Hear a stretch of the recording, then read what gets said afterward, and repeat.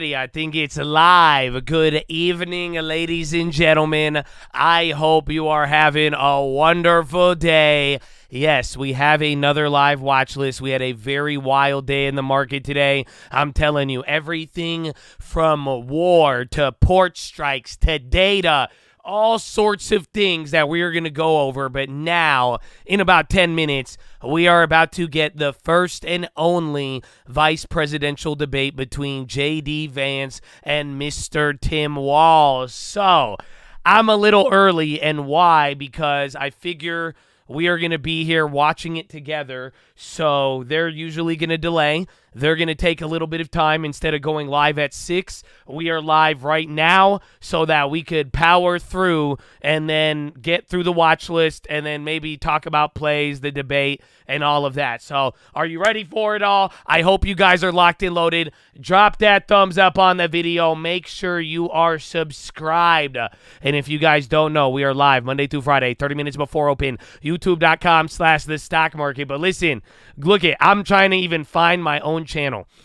I don't know why. Isn't it amazing? There it is. I finally found it. But like literally, we are youtube.com/the stock market. Just put that in /live and we will see you there, okay? That's it, man. I had to find my own channel, bro. That's what Google, YouTube be doing to me, man. I know. So I see you there, baby. Free news, free everything. I love you. We added to the long term today, but Chattadonia.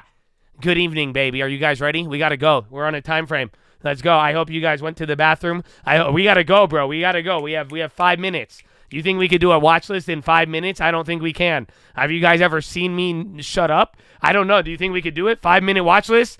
Let's go, baby. Right off the bat. Good evening, baby. It's simple. Port strike, data, war, Europe, and China. I actually wanted to spend time on every single one of these. So right off the bat, the port strike, that did happen. And even at the end of the day, the U.S. maritime industry or the alliance, they came out and they said, hey, we like collective bargaining. We still offer 50%, meaning you are essentially going to have your first full day by midnight of the port strike. And believe it or not, there wasn't that much response. The next thing that came in, we're going to talk about it. I don't know if you see it right here.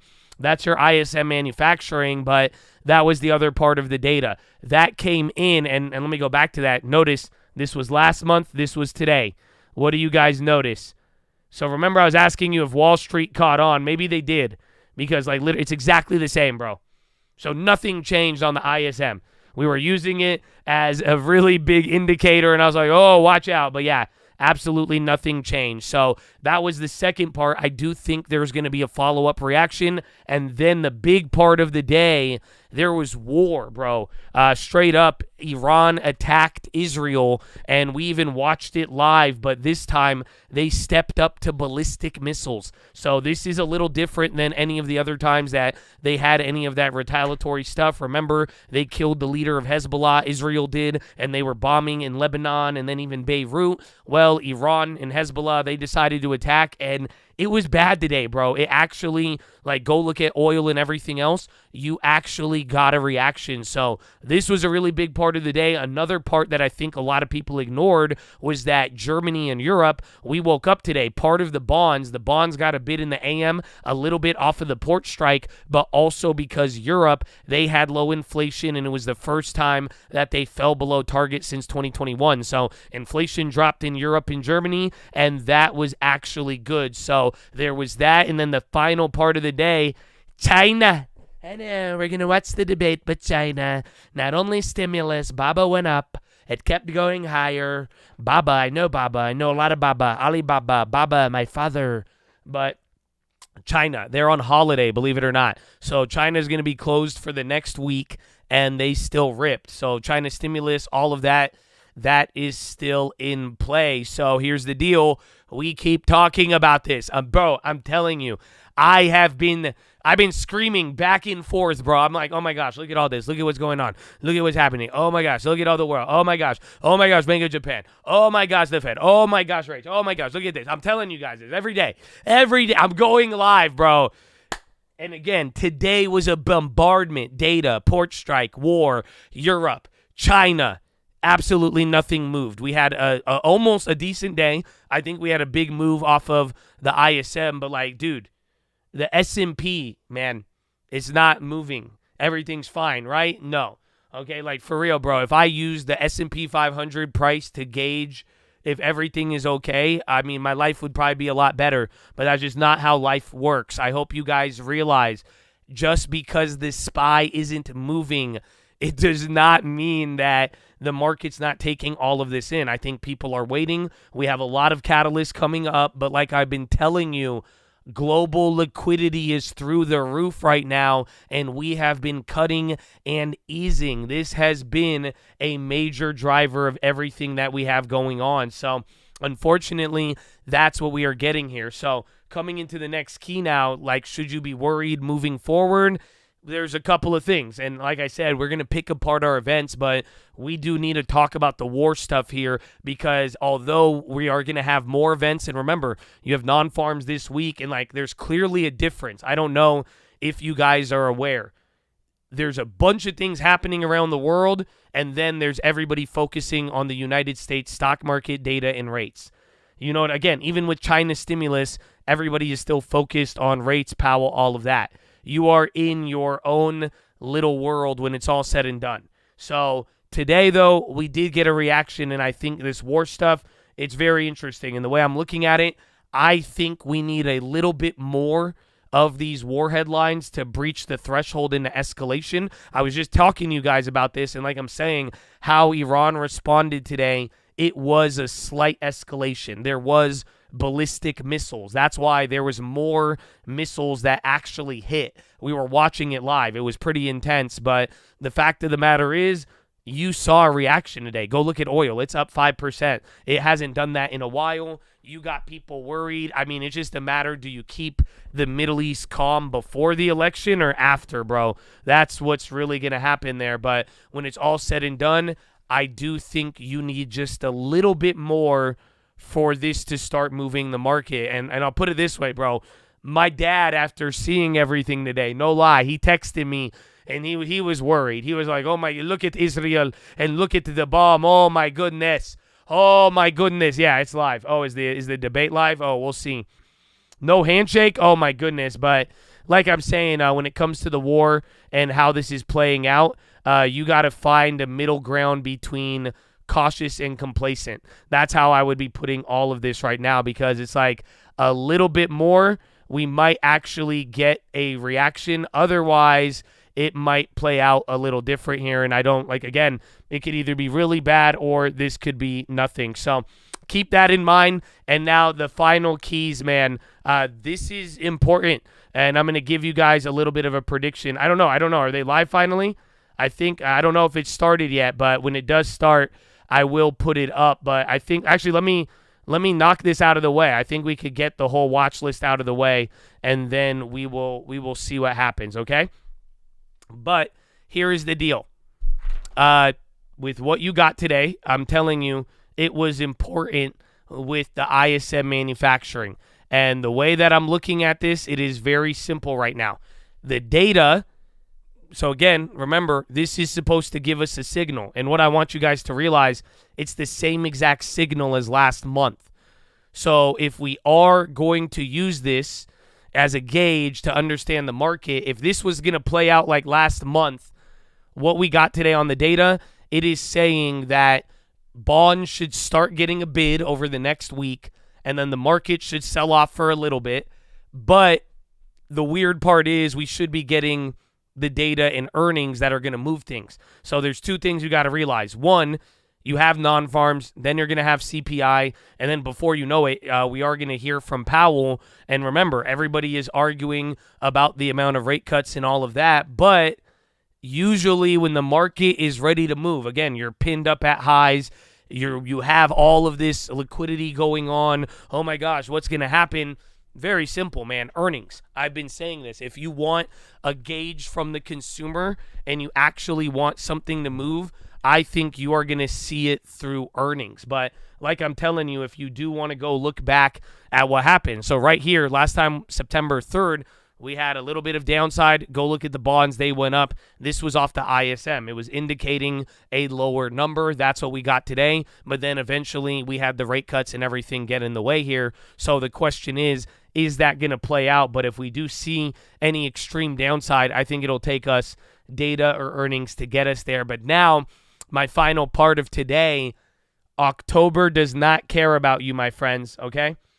And what I mean by that is seasonality. October's seasonality is odd. It's green, it's red. Like literally, I think last year was green. The year before that was red. And then 2 years green, 2 years red. On average, October is good. But at the same time, seasonality has been kind of poopy this whole year. So what are you going to do? You know what I'm saying? So that's what you got to be thinking about. But I wouldn't get too crazy. I think anything could happen. And like I'm saying, if the data, soft landing, hard landing, literally all of these events, bro, if anything, we got a crazy end of the year and then going into everything else. So I hope you're ready for it. I hope you're locked in.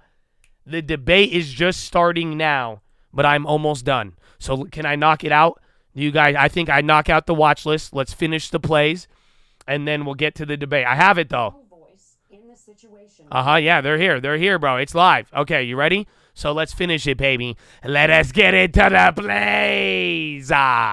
So right off the bat, man, UPS. I made a play on this. I'll go over that in a little bit, but I'm down to buy the dips. I think it's, again, I already liked it for the long term, but I'm down to play it with options with everything going on. But maybe they still have a bad earnings, but I really think they are going to be due for a pop every day. The port strike goes on, the more likely I would expect FedEx and UPS to get a move. I only like UPS because they haven't reported yet, and then they could do all that. Yeah, and they were flying through the war today. That was funny. We saw Tim sent me a flight radar of UPS flying through Israel, even though there was those attacks going on. It was wild, but I do think UPS is going to be an interesting one, and just don't forget it, man. There was a port strike today, and there was the hurricane. Like I said, I think spot shipping rates are all going to be coming up. So watch out for that. That is play number 1. Then play number 2, bro. Yeah, I know the debate started, but since we're going to have people on the recap, I want to make sure we knock out the watch. Again, bro, I said it on Instagram, man. These are just like 2 white dudes who aren't even the main candidates, and we're already screwed, okay? And watch, I said white dudes, so like usually there's 1,000 of you. Every like 1 in 1,000 white dudes gets pissed off when I call them a white dude, even though they're a white dude. They're probably watching the watch list with their hat backwards on right now. But anyways, that being said, don't let me get distracted. Clearly I got ADD, but play number 2 is oil. Okay, so I hope you realize something happened today. Okay, do you guys get it? Oil went up 5% today. The risk premium came back. So I've been telling you, this is going to be the best geopolitical hedge, but I don't know for how long. Again, it went ape today. Actually responded, but like I'm saying, what we had today with the Israel stuff, and remember, the Jewish holiday is right around the corner.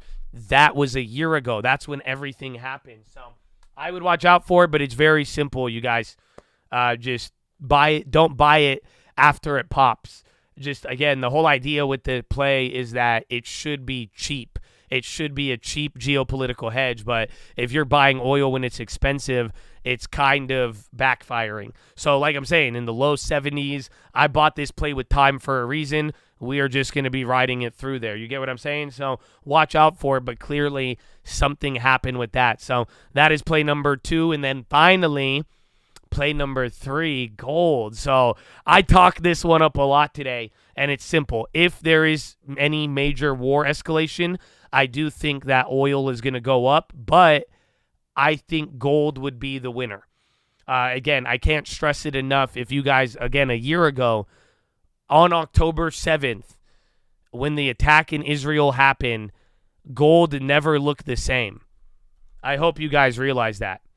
It's actually insanity because gold is art. And again, there's inflation and there's all these. I don't think people don't get it, bro. Look, October 7th was the bottom. It was like a high bottom, but that's it. Gold turned into NVIDIA stock. So you guys got to realize the war, I think the winner of war, it is going to be, I think it's going to be gold. So if there is a new escalation, that is something that I would That's what I would be looking out for, okay? So that's play number 3. And then, finally, man, the plays that I made today, I did a lot. I messed up on Nike. I sold my puts. I got back $90, but I let my 200% play. That's probably going to get clapped. And then I added January 175s. I was bullish on China guidance, and then what happened, they did good. They did decent on earnings, but then they pretty much removed full year guide as they get the new CEO. So it wasn't like too bad, but it wasn't sexy. And I don't know if you've noticed, I've been grabbing January 26 plays. So welcome to liquidity push. But that was probably the bad play of the day. Other than that, though, I sold out of, I put RTX, if you guys remember the Raytheon, I bought these for escalation a while ago. These plays were cheap as hell. We got 100%. I made them free. They're even trading at like 20%. I think they're up like a couple 100% now. So that was good play. Made those free holding that. And then I grabbed UPS January 2026 230 calls. I grabbed 20 of them at 40 cents a pop. And then I grabbed those Nikes. Again, they'll have time, but they should get clapped a little bit. And then I did it, you guys. I feel bad. I bought Humana. I'm an asshole, bro.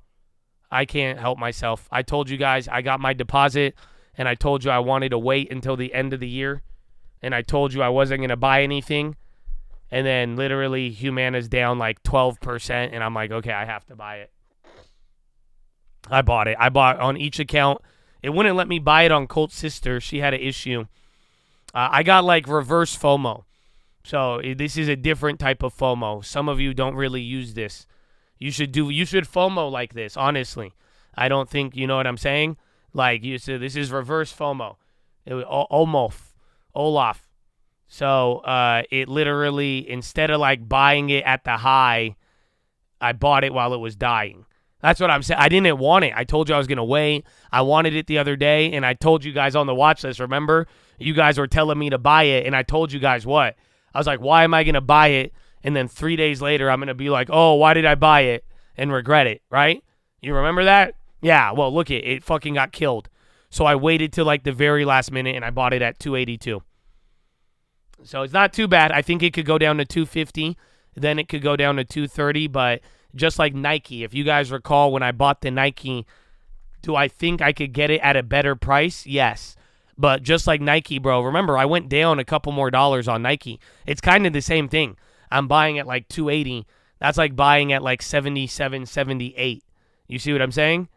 Because then it's going to like, it might go down a little bit more, but I think with the other deposits, it's gonna work itself out. So I had to do it. It doesn't have good dividend, but it's a good industry. I want the exposure. They make $23 billion a quarter. They got good cash. It's a good company, bro. It's a solid ass. It's health insurance. There was news though today, so it's weird because it was ex-dividend. So that's why it dumped. And then there was Medicare Medical Advantage data that came out today, but it wasn't bad. It just showed Humana has like 89% coverage. They already guided lower. So it's weird, bro. It wasn't supposed to be there. It's not an Abivai equivalent. No.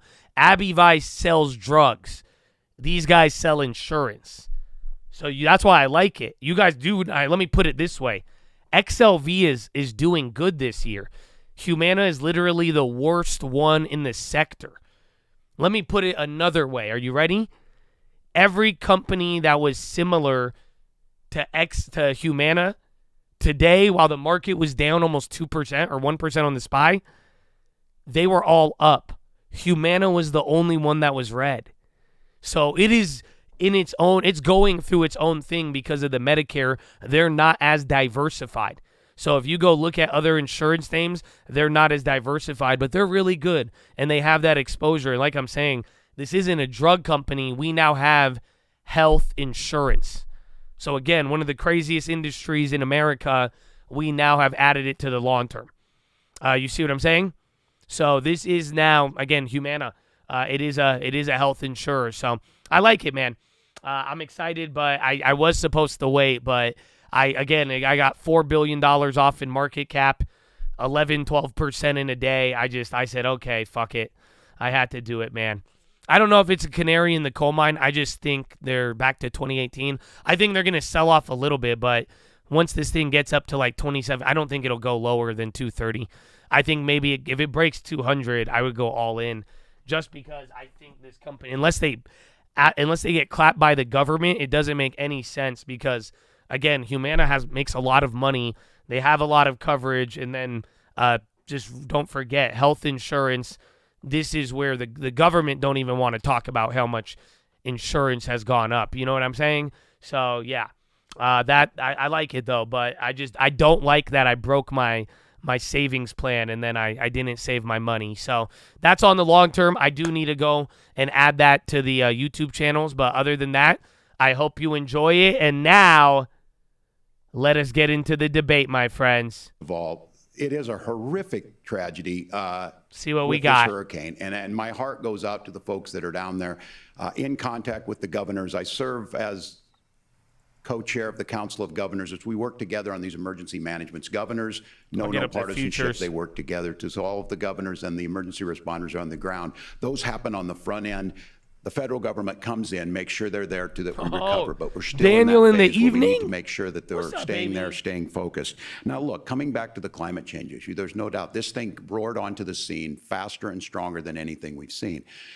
Senator Vance has said that there's a climate problem in the past. Donald Trump called it a hoax, and then joked that these things would make more beachfront property to be able to invest in. What we've seen out of the Harris the Obama's got 2 cribs on the water. Administration is we've seen this investment. I'm just saying. We've seen massive investments, the biggest in global history that we've seen in the Inflation Reduction Act, has created jobs all across the country. 2,000 in Jeffersonville, Ohio, taking the EV technology that we invented and making it here. 200,000 jobs across the country. The largest solar manufacturing plant in North America sits in Minnesota. But my farmers know climate change is real. They've seen 500-year droughts, 500-year floods back to back. But what they're doing is adapting, and this has allowed them to tell me, look, I harvest corn, I harvest soybean, and I harvest wind. We are producing more natural gas and more oil at any time than we ever have. We're also producing more clean energy. So the solution for us is to continue to move forward, that climate change is real. Reducing our impact is absolutely critical, but this is not a false choice. You can do that at the same time you're creating the jobs that we're seeing all across the country. That's exactly what this administration has done. We are seeing us becoming an energy superpower for the future, not just the current. And that's what absolutely makes sense. And then we start thinking about how do we mitigate these disasters. Thank you. Senator, I want to give you an opportunity to respond there. The governor mentioned that President Trump has called climate change a hoax. Do you agree?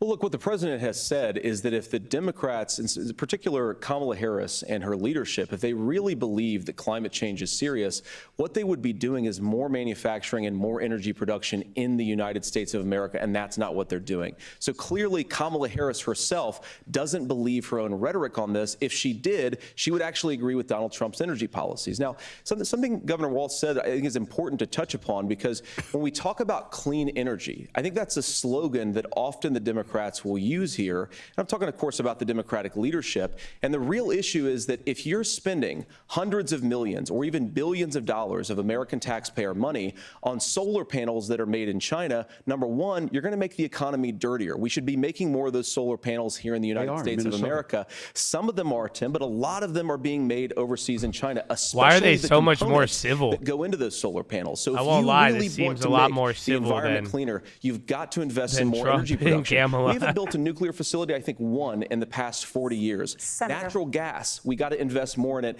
Kamala Harris has done the opposite. That's raised energy prices and also meant that we're doing Senator, worse by your the time climate. is up. Governor, would you like to respond?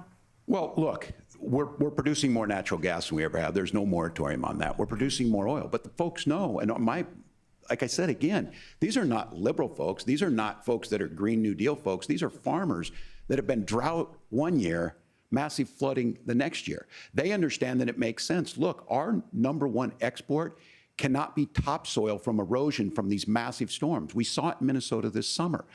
and thinking about how do we dude, respond oil to futures that, already we're up thinking 1.5 ahead on this. And So what that was already a Kamala weird Harris has close. been able to do in Minnesota, we're starting to weatherproof some of these things. The infrastructure law that was passed allows us to think about mitigation in the future. How do we make sure that we're protecting by burying our power lines? How do we make sure that we're protecting lakefronts and things that we're seeing more and more of? But to call it a hoax and to take the oil company executives to Mar-a-Lago, say, give me money for my campaign, and I'll let you do whatever you want. We can be smarter about that, and an all-above energy policy is exactly what she's doing, creating those jobs right here. Governor, your time is up. The overwhelming consensus among scientists is that the Earth's climate is warming at an unprecedented rate. Margaret? Thank you, Nora. We're going to turn now to immigration. The crisis at the U.S.-Mexico border consistently ranks as one of the top issues for American voters. Senator Vance, your campaign is pledging to carry out the largest mass deportation plan in American history and to use the U.S. military to do so. Could you be more specific about exactly how this will work? For example, would you deport parents who have entered the U.S. illegally and separate them from any of their children who were born on U.S. soil? You have 2 minutes. So first of all, Margaret, before we talk about deportations, we have to stop the bleeding. We have a historic immigration crisis because Kamala Harris started and said that she wanted to undo all of Donald Trump's border policies. 94 executive orders suspending deportations, decriminalizing illegal aliens, it's a good response. massively increasing the asylum fraud that exists in our system. That has opened the floodgates. And what it's meant is that a lot of said, "I fentanyl see is your coming into trap." our country.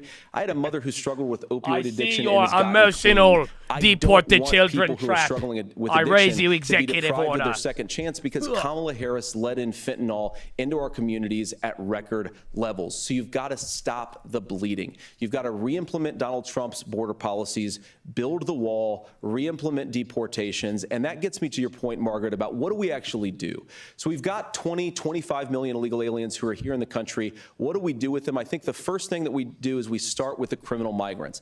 About 1 million of those people have committed some form of crime in addition to crossing the border illegally. I think you start with deportations on those folks. And then I think you make it harder for illegal aliens to undercut the wages of American workers. A lot of people will go home if they can't work for less than minimum wage in our own country. And by the way, that'll be really good for our workers who just want to earn a fair wage for doing a good day's work.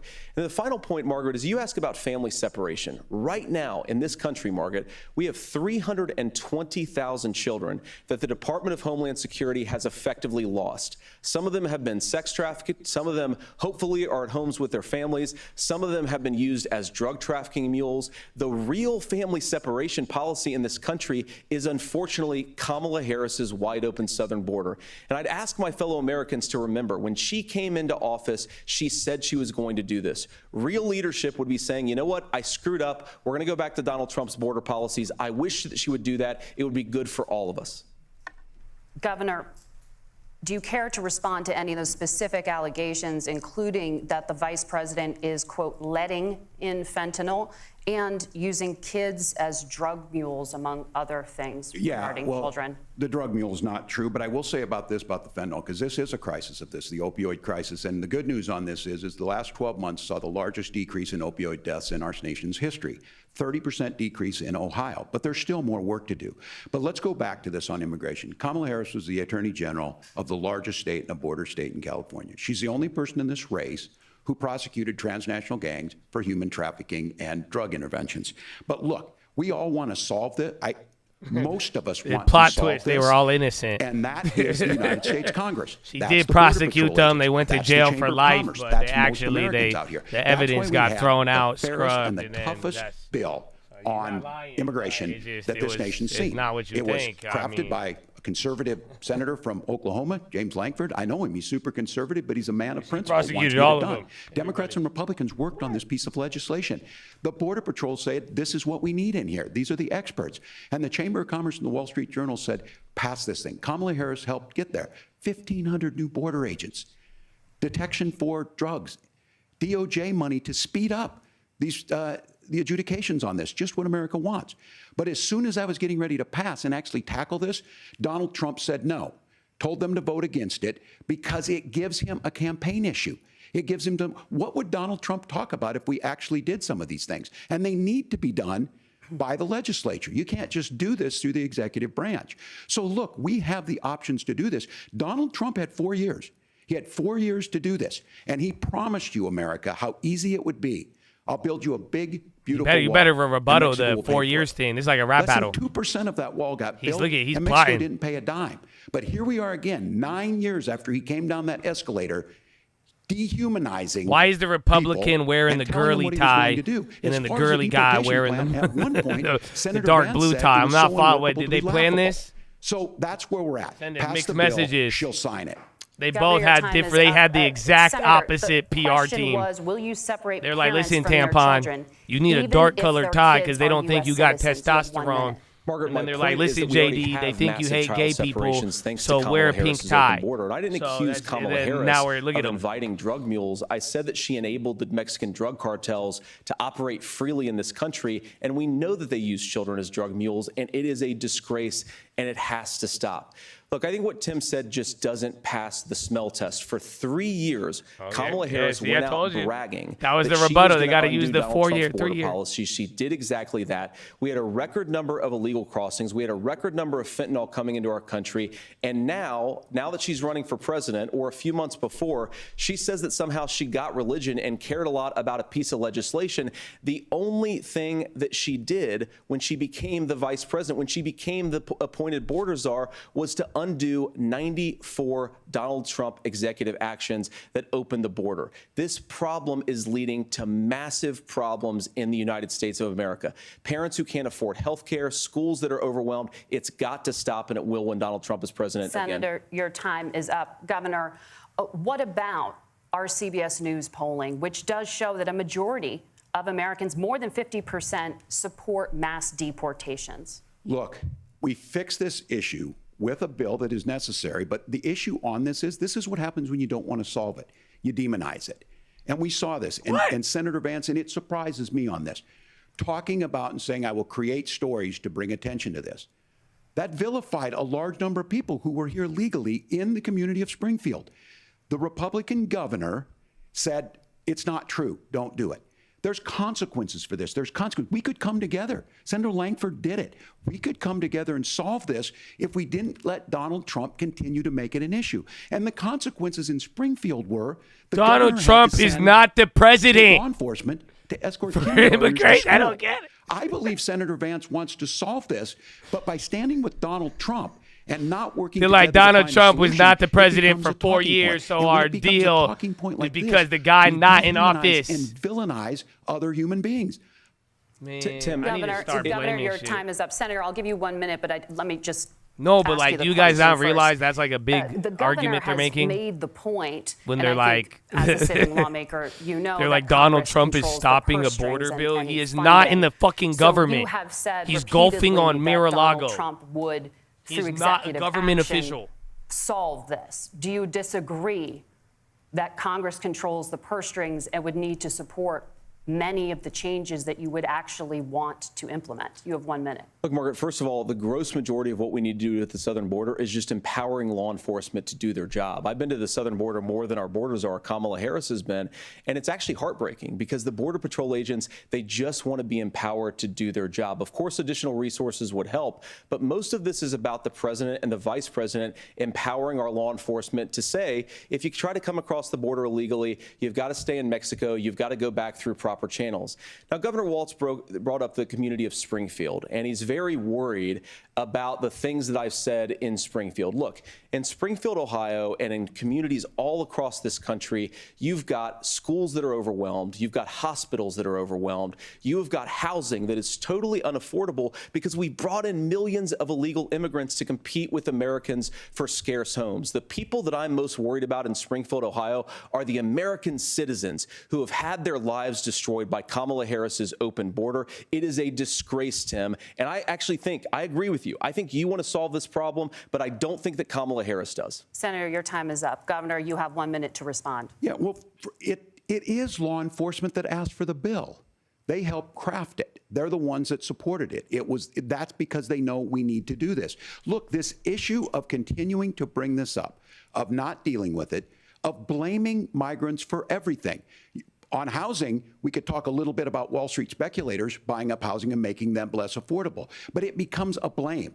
Look, this bill also gives the money necessary to adjudicate. I agree. It should not take 7 years for an asylum claim to be done. This bill gets it done in 90 days. Then you start to make a difference in this, and you start to adhere to hold what up, we know, though. What about American these principles. houses? Look, I don't talk about my faith hold a on, lot. wait, we give him money? But Matthew 25:40 talks about, to the least amongst us, you do unto me. I in think the that's Bible, true of tampon? most Americans. They simply want order to it. This bill does Sorry, it. It's tampons funded. detected. It's I supported reject by the people who do scripture. it, and it lets us keep our dignity about how we treat other people. Thank you, Governor. And just to clarify for our viewers, Springfield, Ohio does have a large number of Haitian migrants who have legal status, temporary Thanks. protected Well, status. Margaret, Nora? but Thank you. Senator, we have so much to get to. Margaret, I think it's Thank you. important We're gonna because That felt like a South Park episode where they're like, and just to let everybody know, they're talking about this demographic in this specific area. So there's an We have a application lot to called the cover. Let's CBP move One on. app, where you can go on as an illegal migrant, apply for asylum or apply for parole, and be granted legal status at the wave of a Kamala Harris open border wand. That is not a person coming in, applying for a green card and waiting for 10 years. That is the facilitation of illegal immigration, Margaret, by our own Thank you, Senator, for leadership. describing the legal process. We have so much to get to, Senator. Those We have laws so have been on much. the books since 1990.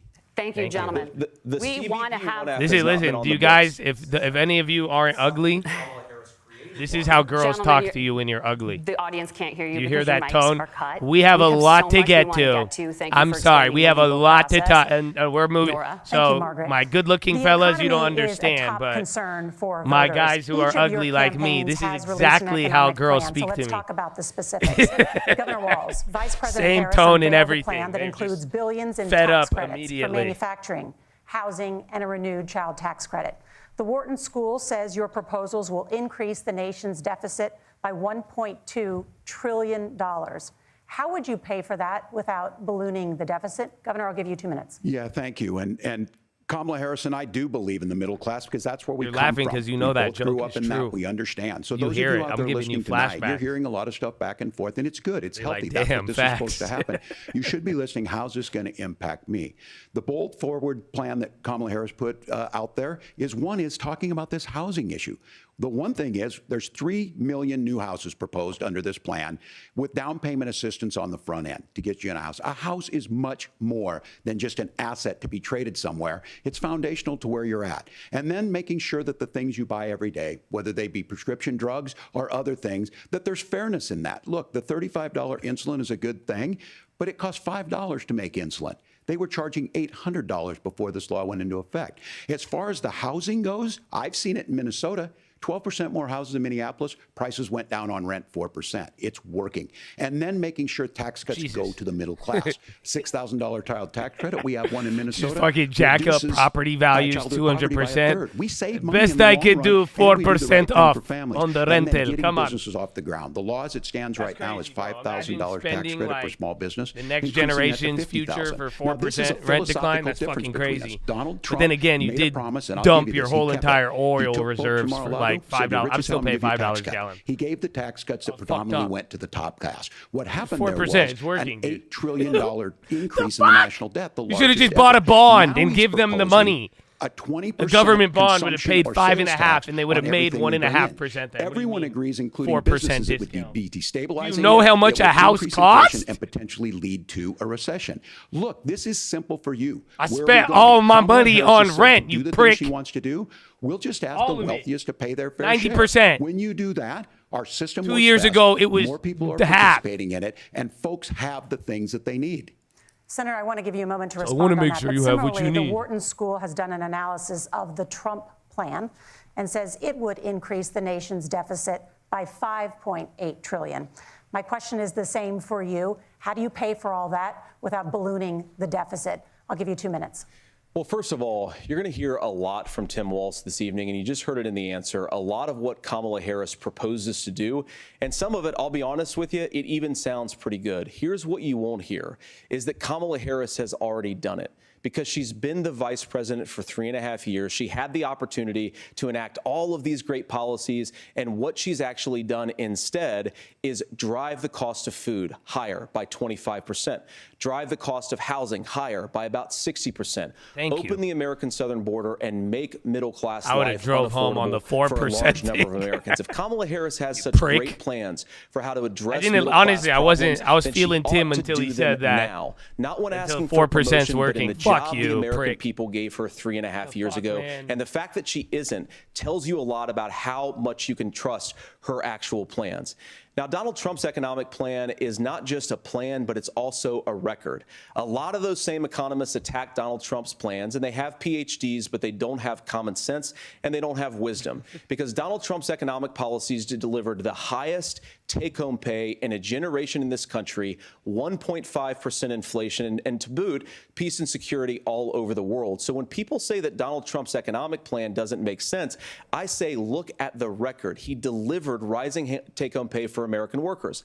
Now, Tim admirably admits that they want to undo the Trump tax cuts. But if you look at what was so different about Donald Trump's tax cuts, even from previous Republican tax cut plans, is that a lot of those resources went to giving more take-home pay to middle class and working class Americans. It was passed in 2017, and you saw an American economic boom unlike we've seen in a generation in this country. That is a record that I'm proud to run on, and we're going to get back to that common sense wisdom so that you can afford to live the American dream again. I know a lot of you are struggling. I know a lot of you are worried about paying the bills. It's going to stop when Donald Trump brings back common sense to this country. Okay, I feel you guys. Listen, we're going to save you 5%. Kamala Harris's day one was Donald Trump's failure in COVID that led to the collapse of our economy. We were already before COVID in a manufacturing recession, but 10 million people out of work, largest percentage since the Great Depression.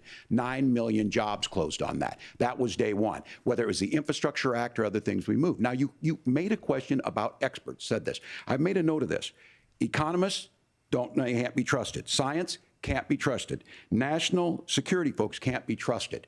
Look, if you're going to be president, you don't have all the answers. Donald Trump believes he does. My pro tip of the day is this. If you need heart surgery, I see what you're trying to criticize, but Minnesota, not Donald Trump. And the same thing goes with this. And I ask you out there, teachers, nurses, I don't know, man. It's been a rough 4 years, dog. It's been a rough 4 years. And Donald Trump hasn't paid any maybe federal even tax rough for the 8 last years 15 if you years. can count Trump. Last year's president. That's what's wrong with the system. You got There's a way Pfizer in the around it, and he's background, bragged like about Kermit. that. We're just asking for fairness in it, and that's all you want. You have a minute. You got transitory in the background, like I ain't know what you mean. What the fuck? 40 years said that if we shipped our manufacturing base off to China, we got get the cheaper fucking goods. government hiding from They South said if we Carolina and North shipped our industrial Carolina. base off to other countries, to Mexico and elsewhere, it would make the middle class stronger. They were wrong about that. They were wrong about the idea that if we made America less self-reliant, less productive in our own nation, that it would somehow make us better off, and they were wrong about it. And for the first time in a generation, Donald Trump had the wisdom and the courage to say to that bipartisan consensus, we're not doing it anymore. We're bringing American manufacturing back. We're unleashing American energy. We're going to make more of our own stuff. And this isn't just an economic issue. I mean, I've got 3 beautiful little kids at home, 7, 4, and 2, and I love them very much, and I hope they're in bed right now.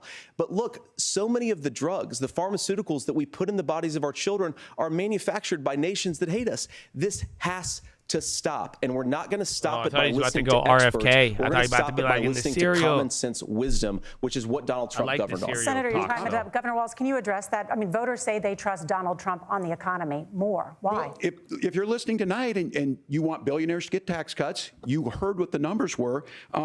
Look, I'm a union guy on this. I'm not a guy who wanted to ship things overseas, but I understand that's the best you got. We produce soybeans. So and you corn. could tax we need the to have billion. fair trading partners. That's something You didn't tax that Bezos in 4 years. Most concerns me on this is Donald Trump was the guy who created the largest trade deficit in American history with China. So the rhetoric is good. Much of what the senator said right there, I'm in agreement with him on this. I watched it happen too. I watched it to my communities, and we talked about that. It's terrible. We had people undercutting the right to collectively bargain. We had right to work states made it more difficult. We had companies that were willing to ship it over, and we saw people profit. Folks that are venture capital in some cases, putting money into companies that were overseas. We're in agreement that we bring those home. The issue is Donald Trump is talking about it. Kamala Harris has a record, 250,000. Why do we trust Donald more than you on the economy? That's not answer it. Yes. So appreciate that. So if you notice, what Governor Walz just did is he said, first of all, Donald Trump has to listen to the experts.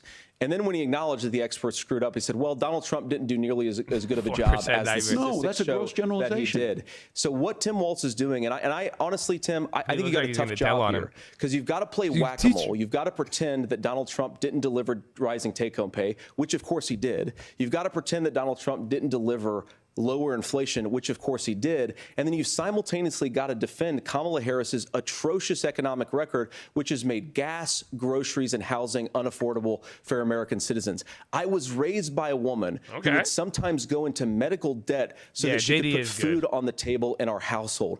I know what it's like. I mean, respectfully, to not be able Tim Walz is not that bad either in terms of talking. We can do so much better. He lost me at 4%. Fuck shit, but other than that, America that's affordable again. He can kind of speak. Just got to get back to common sense economic principles. I hope we have a conversation on health care. Very smooth. Senator, Governor. Please. Thank you, Margaret. Please. We have a lot to get to ahead, gentlemen, on many topics. But right now, I want to talk about personal qualifications. The vice president is often the last voice the president hears before making consequential decisions. We want to ask you about your leadership qualities. Governor Walz, you said you were in Hong Kong during the deadly Tiananmen Square protests in the spring of 1989. But Minnesota Public Radio and other media outlets are reporting that you actually didn't travel to Asia until August of that year. Can you explain that discrepancy? Yeah, well, and to the folks out there who didn't get at the top of this, look, I grew up in small rural Nebraska, town of 400. Town that this is like a remix softball question to give you his background. Service. I joined the National Guard at 17, worked on family farms, and then I used the GI Bill to become a teacher, passionate about it, a young teacher. My first year out, I got the opportunity in the summer of '89 to travel to China. 35 years ago, be able to do that. I came back home and then started a program to take young people there. We would take basketball teams, we would take baseball teams, we would take dancers, and we would go back and forth to China. The issue for that was to try and learn. Now look, my community knows who I am. They saw where I was at. Look, I will be the first to tell you, I have poured my heart into my community. Cool. I've tried to do the best I can, but I've not been perfect. And I'm a knucklehead at times, but it's always been about that. Those same people elected me to Congress for 12 years. And in Congress, I was one of the most bipartisan people. No, but why'd you lie to kick it, dog? That's what we're trying to figure out. Veterans benefits. And then the people of Minnesota were able to elect me to governor twice. I want to know this. My commitment has been from the beginning to make sure that I'm there for the people, to make sure that I get this right. I will say more than anything.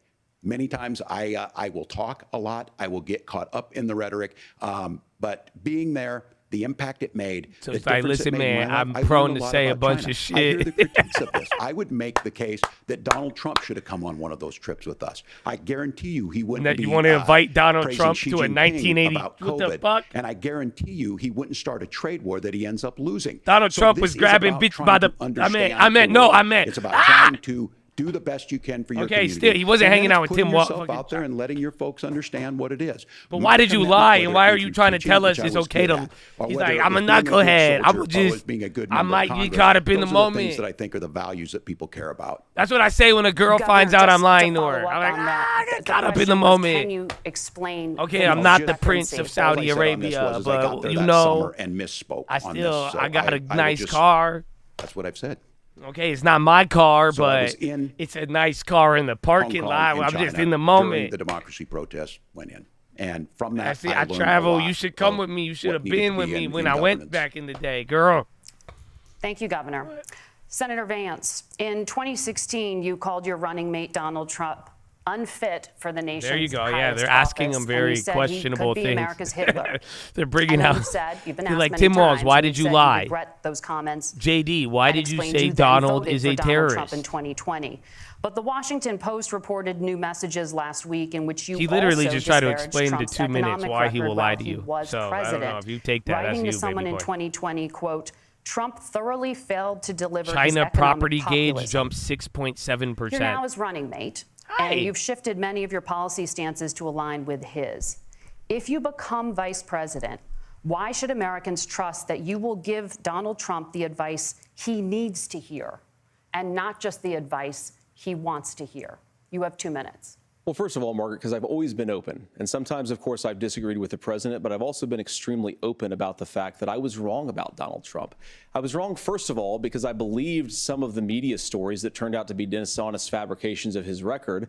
But most importantly, Donald Trump delivered for the American people. I'm a knucklehead. Rising wages, rising take-home pay, take your an knucklehead economy 4% that works for home. normal Americans, a secure southern border, a lot of things, frankly, that I didn't think he'd be able to deliver on. And yeah, when you screw up, when you misspeak, when you get something wrong and you change your mind, you ought to be honest with the American people about it. It's one of the reasons, Margaret, why I've done so many interviews is because I think it's important to actually explain to the American people where I come down They're on the issues hinting and at what why changed. Now, you it's pointed out weird to message that they don't from do 2020. interviews. Margaret, I've been You did extremely pick up on that. consistent that I think there were a lot of things that we could have done better in the Trump administration the first round if Congress was doing its job. I strongly believe, and I've been a United States Senator, that Congress is not just a high-class debating society. It's not just a forum for senators and congressmen to whine about problems. It's a forum to govern. So there It's were a lot of forum things for on the old border, people to on rob you tariffs, through for the example, stock market where I off think that we insider could have info. done so much more if the Republican Congress and the okay. Democrats in Congress had been bad. a little bit better about how they Thought govern that's the what country. you They were guys were so doing. obsessed My with bad. impeaching That's what it Donald looked Trump, like. they couldn't actually That's what govern. I And wanna swear talk you about all this made tariff issue in $100 million. particular, Every single one of Margaret, you. What the because, fuck? you know, Tim just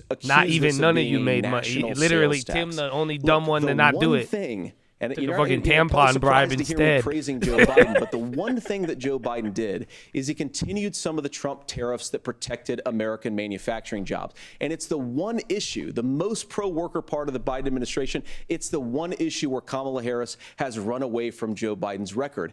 Think about this. If you're trying I to agree. employ These guys, slave they do laborers seem in better China than at Trump and $3 a Kamala. I'm day, not gonna lie. You're going I to like do that and undercut Vance the wages and I of do American like workers Walz a lot unless better. our This is- country stands up for itself It's and so says weird, you're bro. not accessing our markets unless you're paying middle-class Americans a fair wage. Senator, your time is up. Nora? Thank you. Now to the issue of reproductive rights. Governor Walz, I feel like this is like some of you guys with children and you don't want to admit you have a favorite one. That made Minnesota one of the least restrictive states These are my in the favorite. nation when it I don't know comes why to y'all abortion. putting the first guys Former up there. President Trump Like said in the Kamala last and debate Trump, that this you makes no believe sense. abortion, quote, 'Cause in these the are way 9th better, bro. month I don't is know what's happening absolutely here, bro. fine. Yes or no? Is that what you support? I'll give you 2 minutes. That's not what the bill says, but look, this issue is what's on everyone's mind. Donald Trump put this all into motion. He brags about how great it was that he put the judges in and overturned Roe versus Wade, 52 years of personal autonomy. And then he tells us, oh, we send it to the states. It's a beautiful thing. Amanda Zaworski would disagree with you on it's a beautiful thing. A young bride in Texas waiting for their child at 18 weeks. She has a complication, a tear in the membrane. She needs to go in. The medical care at that point needs to be decided by the doctor. And that would have been an abortion. But in Texas, that would have put them in legal jeopardy. She went home, got sepsis, nearly dies, and now she may have difficulty having children. Or in Kentucky, Hadley Duvall, a 12-year-old child raped and impregnated by her stepfather. Those are horrific. Now, when God asked about that, Senator Vance said 2 wrongs don't make a right. Tim Walz There is brings no out right the intense in stories. this.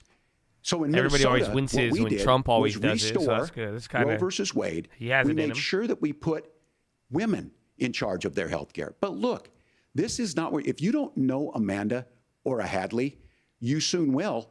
Their Project 2025 is going to have a registry of pregnancies. I honestly, It's I going think to I don't be know more what the difficult, statistics if not are, but that was a little impossible, bit fear to get mongering. contraception and limit access, if not If you are getting, if you have no idea, if I wait, for what? so you many of you just- out there listening, don't put me that included, devil on me. What the Infertility fuck? treatments are why I have a child. That's nobody Project else's 2025, business, January 6th. But those things are being proposed. And the catch-all on this is, well, the states will decide. What's right for Texas might not be right for Washington. That's not how this works. This is basic human right. We have seen maternal mortality I wonder what JD is skyrocket going in to say to Texas, this. outpacing This is many usually other their countries in easy the world. W. This is about health care. In Minnesota, we are ranked first in health care for a reason. We trust women. We trust doctors. Senator, do you want to respond to the governor's claim? Will you create a federal pregnancy monitoring agency? No, Nora, certainly we won't. And I want to talk about this issue because I know a lot of Americans care about it, and I know a lot of Americans don't agree with everything that I've ever said on this topic. And, you know, I grew up in a working class family in a neighborhood where I knew a lot of young women who had unplanned pregnancies. Take Kamala's and answer? to terminate those pregnancies. I grew up in a working. They didn't have any other options. And, you know, one of them is actually very dear to me. And I know she's watching tonight, and I love you. And she told me something a couple years ago that she felt like if she hadn't had that abortion, that it would have destroyed her life because she was in an abusive relationship. And I think that what I take from that as a Republican who proudly wants to protect innocent life in this country, who proudly wants to protect the vulnerable, is that my party, we've got to do so much better of a job at earning the American people's trust back on this issue where they frankly just don't trust us. And I think that's one of the things that Donald Trump and I are endeavoring to do. I want us as a Republican Party to be pro-family. It's not a bad answer, sense bro. of the word. I want us to support fertility treatments. I want us to make it easier for moms to afford but wait to till have babies. they're going to push him back. Make it easier for young families to afford a home, so they can too afford good of an a place answer for a to Republican raise that on family. abortion. And I think So there's hold so on. much that we can do on the public policy front just to give women more options. Now, of course, Donald Trump has been very clear that on the abortion policy specifically, that we have a big country and it's diverse. And California has a different viewpoint on this than Georgia. Georgia has a different viewpoint from Arizona. And the proper way to handle this, as messy as democracy sometimes is to let voters make these decisions. Let the world doesn't states trust make Republicans their on policy. abortion, and that I they think need that's to what fix it. makes the most sense in a very big, a very diverse, and let's be honest, sometimes a very, very messy and divided country. Governor, would you like to respond and Not also bad. answer the question Is that a about bad answer? restrictions? Yeah, well, Let's see. the question got asked when Rebut Donald it. Trump made the accusation that wasn't true about Minnesota. Well, let me tell you about this idea that there's diverse states. There's a young woman named Amber Thurman. She happened to be in Georgia, a restrictive state. Because of that, she had to travel a long distance to North Carolina 4%. to try and get her care. Amber Thurman died in that journey back and forth. The fact of the matter is, how can we as a nation say that your life and your rights, as basic as the right to control your own body, is determined on geography? There's a very real chance, had Amber Thurman lived in Minnesota, she would be alive today. That's why the restoration of Roe versus Wade. When you listen to Vice President Harris talk about this subject and you hear me talk about it, you hear us talking exactly the same. Donald Trump is trying to figure out how to get the political right of this. I agree with a lot of what Senator Vance said about what's happening. His running mate, though, does not, and that's the problem. Governor, your time is up. Senator, let me ask you about that. Yeah, I don't know, mentioned man. I it was, think I think Vance referring to a dodged it, national but ban. In the past, Walz did you good have by bringing it back on a federal Trump. ban But on I think he abortion answered that after wonderfully. 15 weeks. That was actually In fact, surprising. you said if someone can't support legislation like that, quote, you are making the United States the most barbaric pro-abortion regime anywhere in the entire world. My question is, why have you changed your position?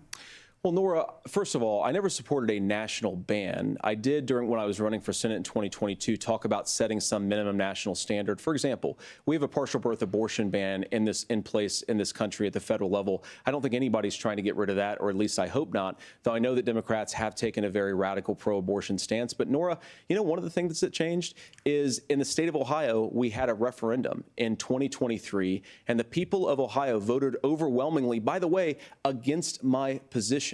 And I think that what I learned from that, Nora, is that we've got to do a better job at winning back people's trust. So many young women would love to have families. So many young women also see an unplanned pregnancy as something that's going to destroy their livelihood, destroy their education, destroy their relationships. And we have got to earn people's trust back. Bro, he's killing and that's it on why this, Donald bro. Trump and I are committed to pursuing pro-family policies, Donald making into it. child I care don't more know. accessible, I making don't know, fertility man. That's a treatments more different accessible, take. I because like we've it. got to do a better job at that. was And not that's what expecting real that. leadership is. From young Governor, your Republican man. response. I'm going to respond on the pro-abortion piece of that. No, we're not. We're pro-women. We're pro-freedom to make your own choice. We know what the implications everybody are knows to not that, be but that. that's- Women Attack it. having miscarriages, Attack the women not Republicans. getting the care. We already know what you stand for. Physicians Attack- feeling like they may be prosecuted for providing that care. And as far as making sure that we're educating our children and giving them options, Minnesota's a state with one of the lowest teen pregnancy rates. We understand that too. We know that the options need to be available, and we make that true. We also make it, we're a top Tim's- 3 what state he's freaking for out. the best place to raise children. He's But explaining these to two you why things to try Democrats and say support abortion. that You already know we're this. pro-children, but we don't like this, or you guys are pro-abortion. That's very- not the case at all. I think We JD are short-circuited pro-freedoms him. for women to make their he- choices. JD and we're short-circuited going, me. and I'm Kamala confused. Harris is making the case to make options for children more affordable, a $6,000 child tax credit, but we're not going to base that on the backs of making someone like Amber Thurman drive 600 miles to try and get health care. Senator? May I respond to that? First of all, Governor, I agree with you. Amber Thurman should still be alive. Yeah, There are a lot of JD people who he's should like, still yeah, be you- alive, dude, and I you're certainly right, we wish suck. that she was. And He's like, yeah, maybe bro, we need to do better. You're free to disagree with need me to on give this and explain women this to me, reproductive but as access. I read Yeah, the we need to Minnesota fix- law that you signed into, And he's like, well, so do into we. law, the And statute we that you think- signed into we law, think it's gonna be- it says that a doctor who presides over an abortion where the baby survives, the doctor is under no Walls is obligation to fucking provide confused life-saving that care Republicans to a baby who agreeing with me. survives He's no- a he's like, botched the fuck? late-term abortion.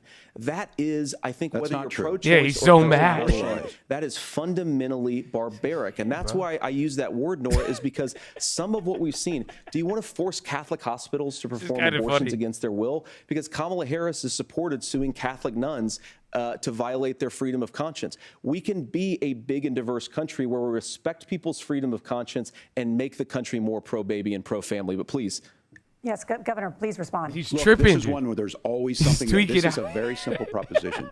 These are women's He's decisions like to moving make kinda like a about their lizard, healthcare like, he's decisions, like, do what the and fuck? physicians who know best when they need to do this. Trying to distort These the are way a dope. law is written to try and make a point, that's not it at all. What was I wrong This about, was- Governor? Please tell me. What was I wrong That is about? not the way the law is written. Look, I've given But this. how? I've given this advice on a lot of things that getting involved, getting engaged, that's been misread, and it was fact-checked at the last debate.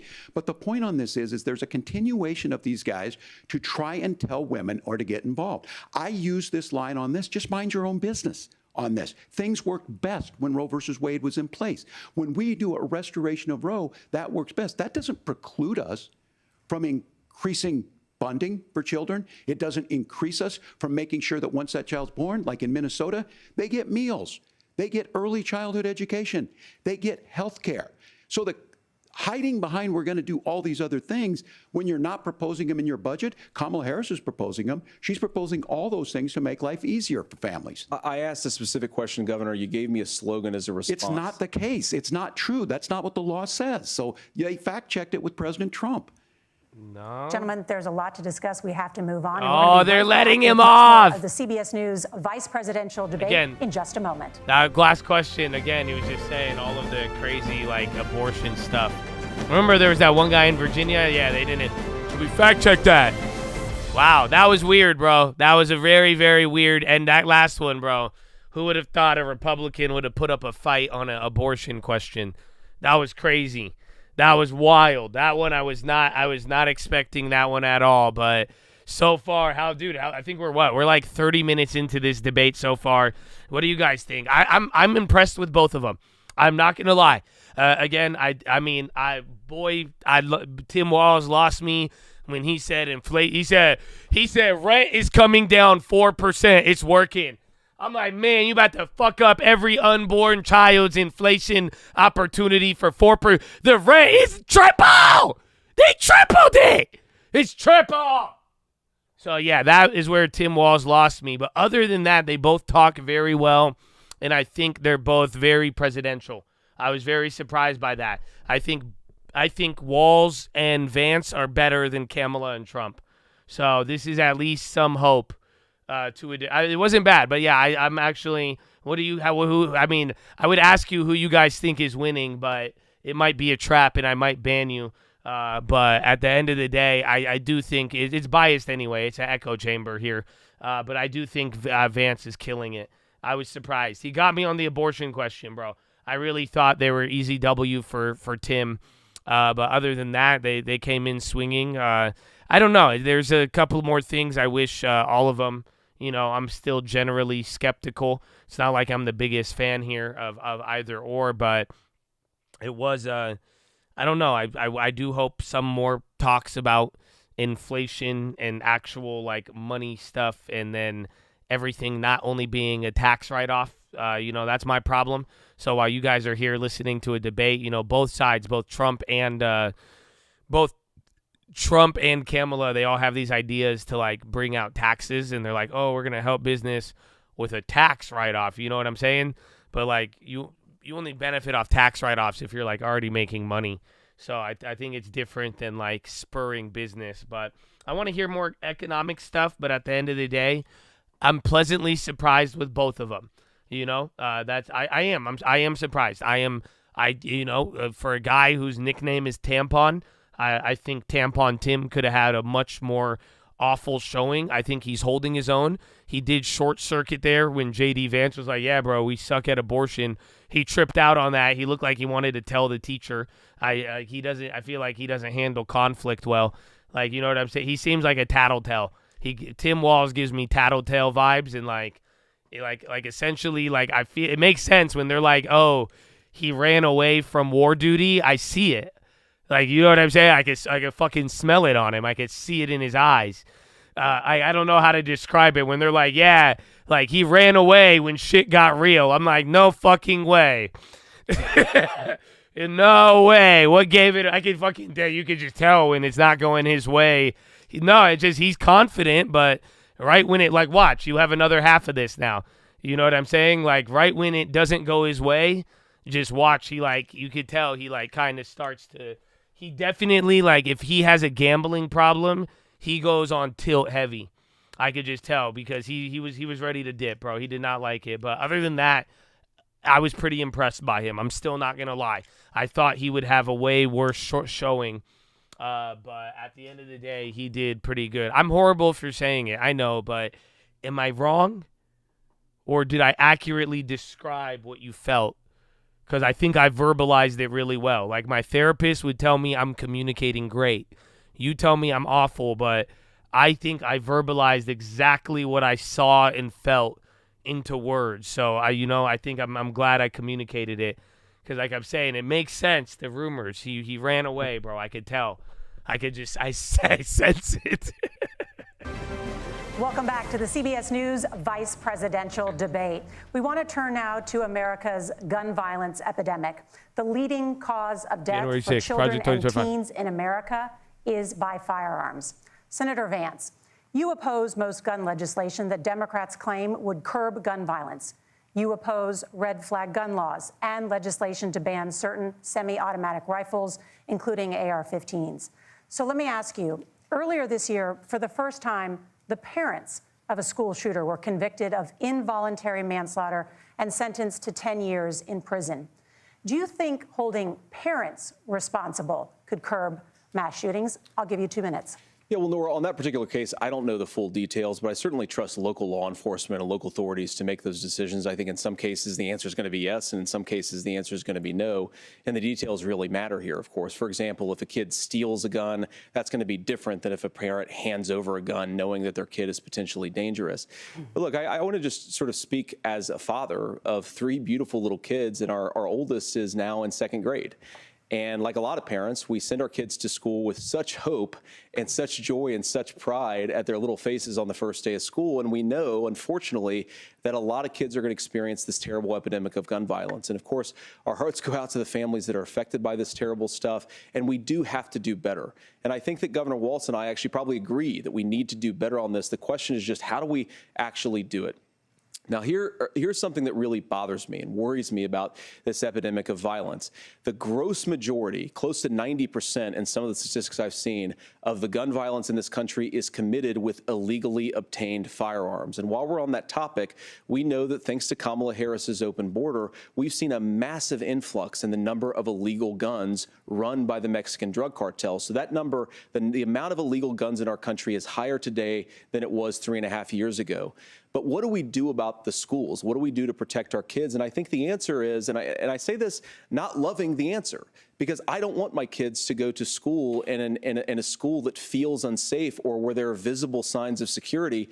But I unfortunately think that we have to increase security in our schools. We have to make the doors lock better. We have to make the doors stronger. We've got to make the windows stronger. And of course, we've got to increase school resource officers, because the idea that we can magically wave a wand and take guns out of the hands of bad guys, it just doesn't fit with recent experience. So we've got to make our schools safer. And I think we've got to have some common sense bipartisan solutions for how to do that. Governor, you have 2 minutes. Well, I think all the parents watching tonight, this is your biggest nightmare. Look, I got a 17-year-old, and he witnessed a shooting at a community center playing volleyball. Those things don't leave you. As a member of Congress, I sat in my office surrounded by dozens of the Sandy Hook parents, and they were looking at my 7-year-old picture on the wall. Their 7-year-old were dead, and they were asking us to do something. And look, I'm a hunter. I own firearms. The vice president is. We understand that the Second Amendment is there, but our first responsibility is to our kids. Yo, Figure this out.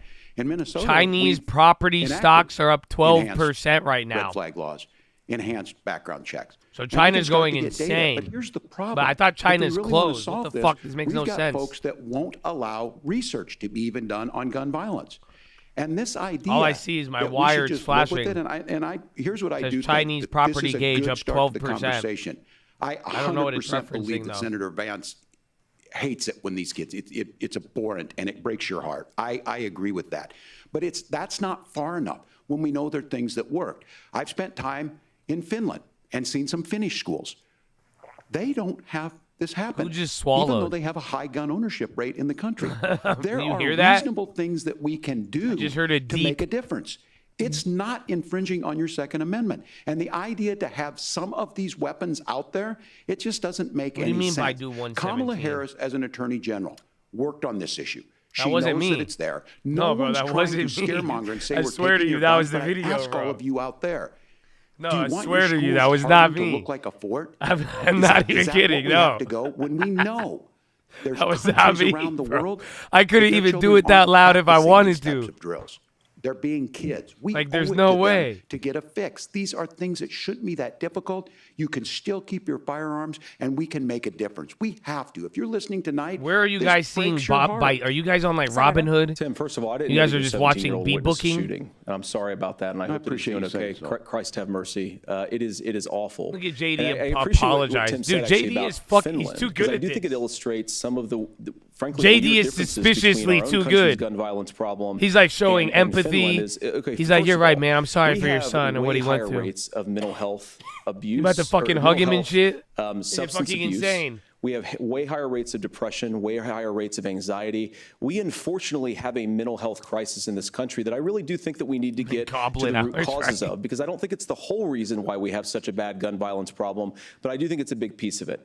Another driver Yeah, bro, of the she's gun violence tripping me epidemic, out, bro. especially that affecting our kids, it doesn't earn as many headlines, but is the terrible gun violence is he writing? problem He's plotting in a lot exit of our big routes. cities. And this is why we have to empower law enforcement to arrest the bad guys, put them away, and take gun offenders off the streets. I think there's a whole host of things that we can do here, but I do think at our schools we've got to talk about more security. Senator, thank you. Governor, you previously opposed an assault weapons ban, but it only later in your political career did you change your position. Why? Yeah, I sat in that office with those Sandy Hook parents. I've become friends with school shooters. I've seen it. Look, the NRA, I was an NRA guy for a long time. They used to teach gun safety. I'm of an age where my shotgun was in my car so I could pheasant hunt after football practice. That's not where we live today.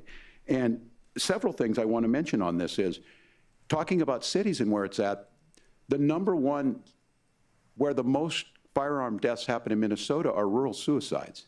And we have an epidemic of children getting guns and shooting themselves. And so we have, and we should look at all of the issues. Making sure folks have health care and all that, but I want to be very careful. This idea of stigmatizing mental health, just because you have a mental health issue doesn't mean you're violent. And I think what we end up doing is we start looking for a scapegoat. Sometimes it just is the guns. It's just the guns, and there are things that you can do about it. But I do think that this is one, and I think this is a healthy conversation. I think there's a capacity to find solutions on this that work, protect Second Amendment, protect our children. That's our priority. Gentlemen, thank you. Margaret? Thank you, Nora.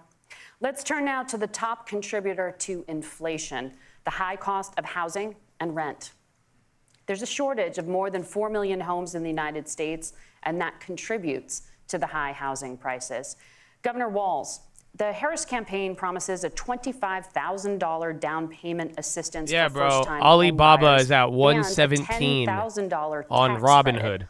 They also promise to build 3 I don't know, million but something's new going homes. crazy in Where are you China. building these homes, and won't handing out that kind of money just drive up prices higher? No, it's not handing out.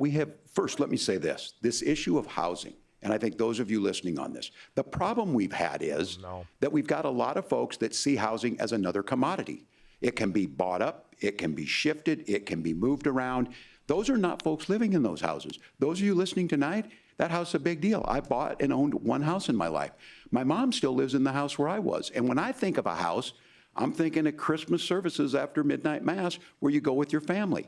We need to make it more affordable. And one of the things, as I said, this program that the Vice President is pushing forward and bringing a new way of approaching this is something we're doing in Minnesota from that lead. We in the state invested in making sure our housing was the biggest investment that we'd ever made in housing.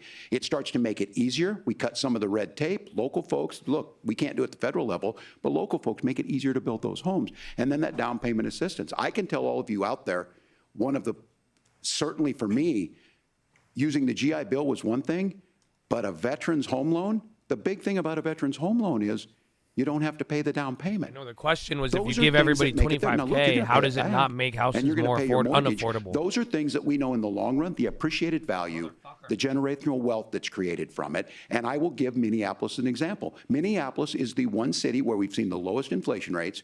We've seen a 12% increase in stock because we've put some of these things in. Going to go back to the 4%. Implementing Don't do it. a state program to make sure we give some of that down payment assistance. We get it back from people because here's what we know. People with stable housing end up with stable jobs.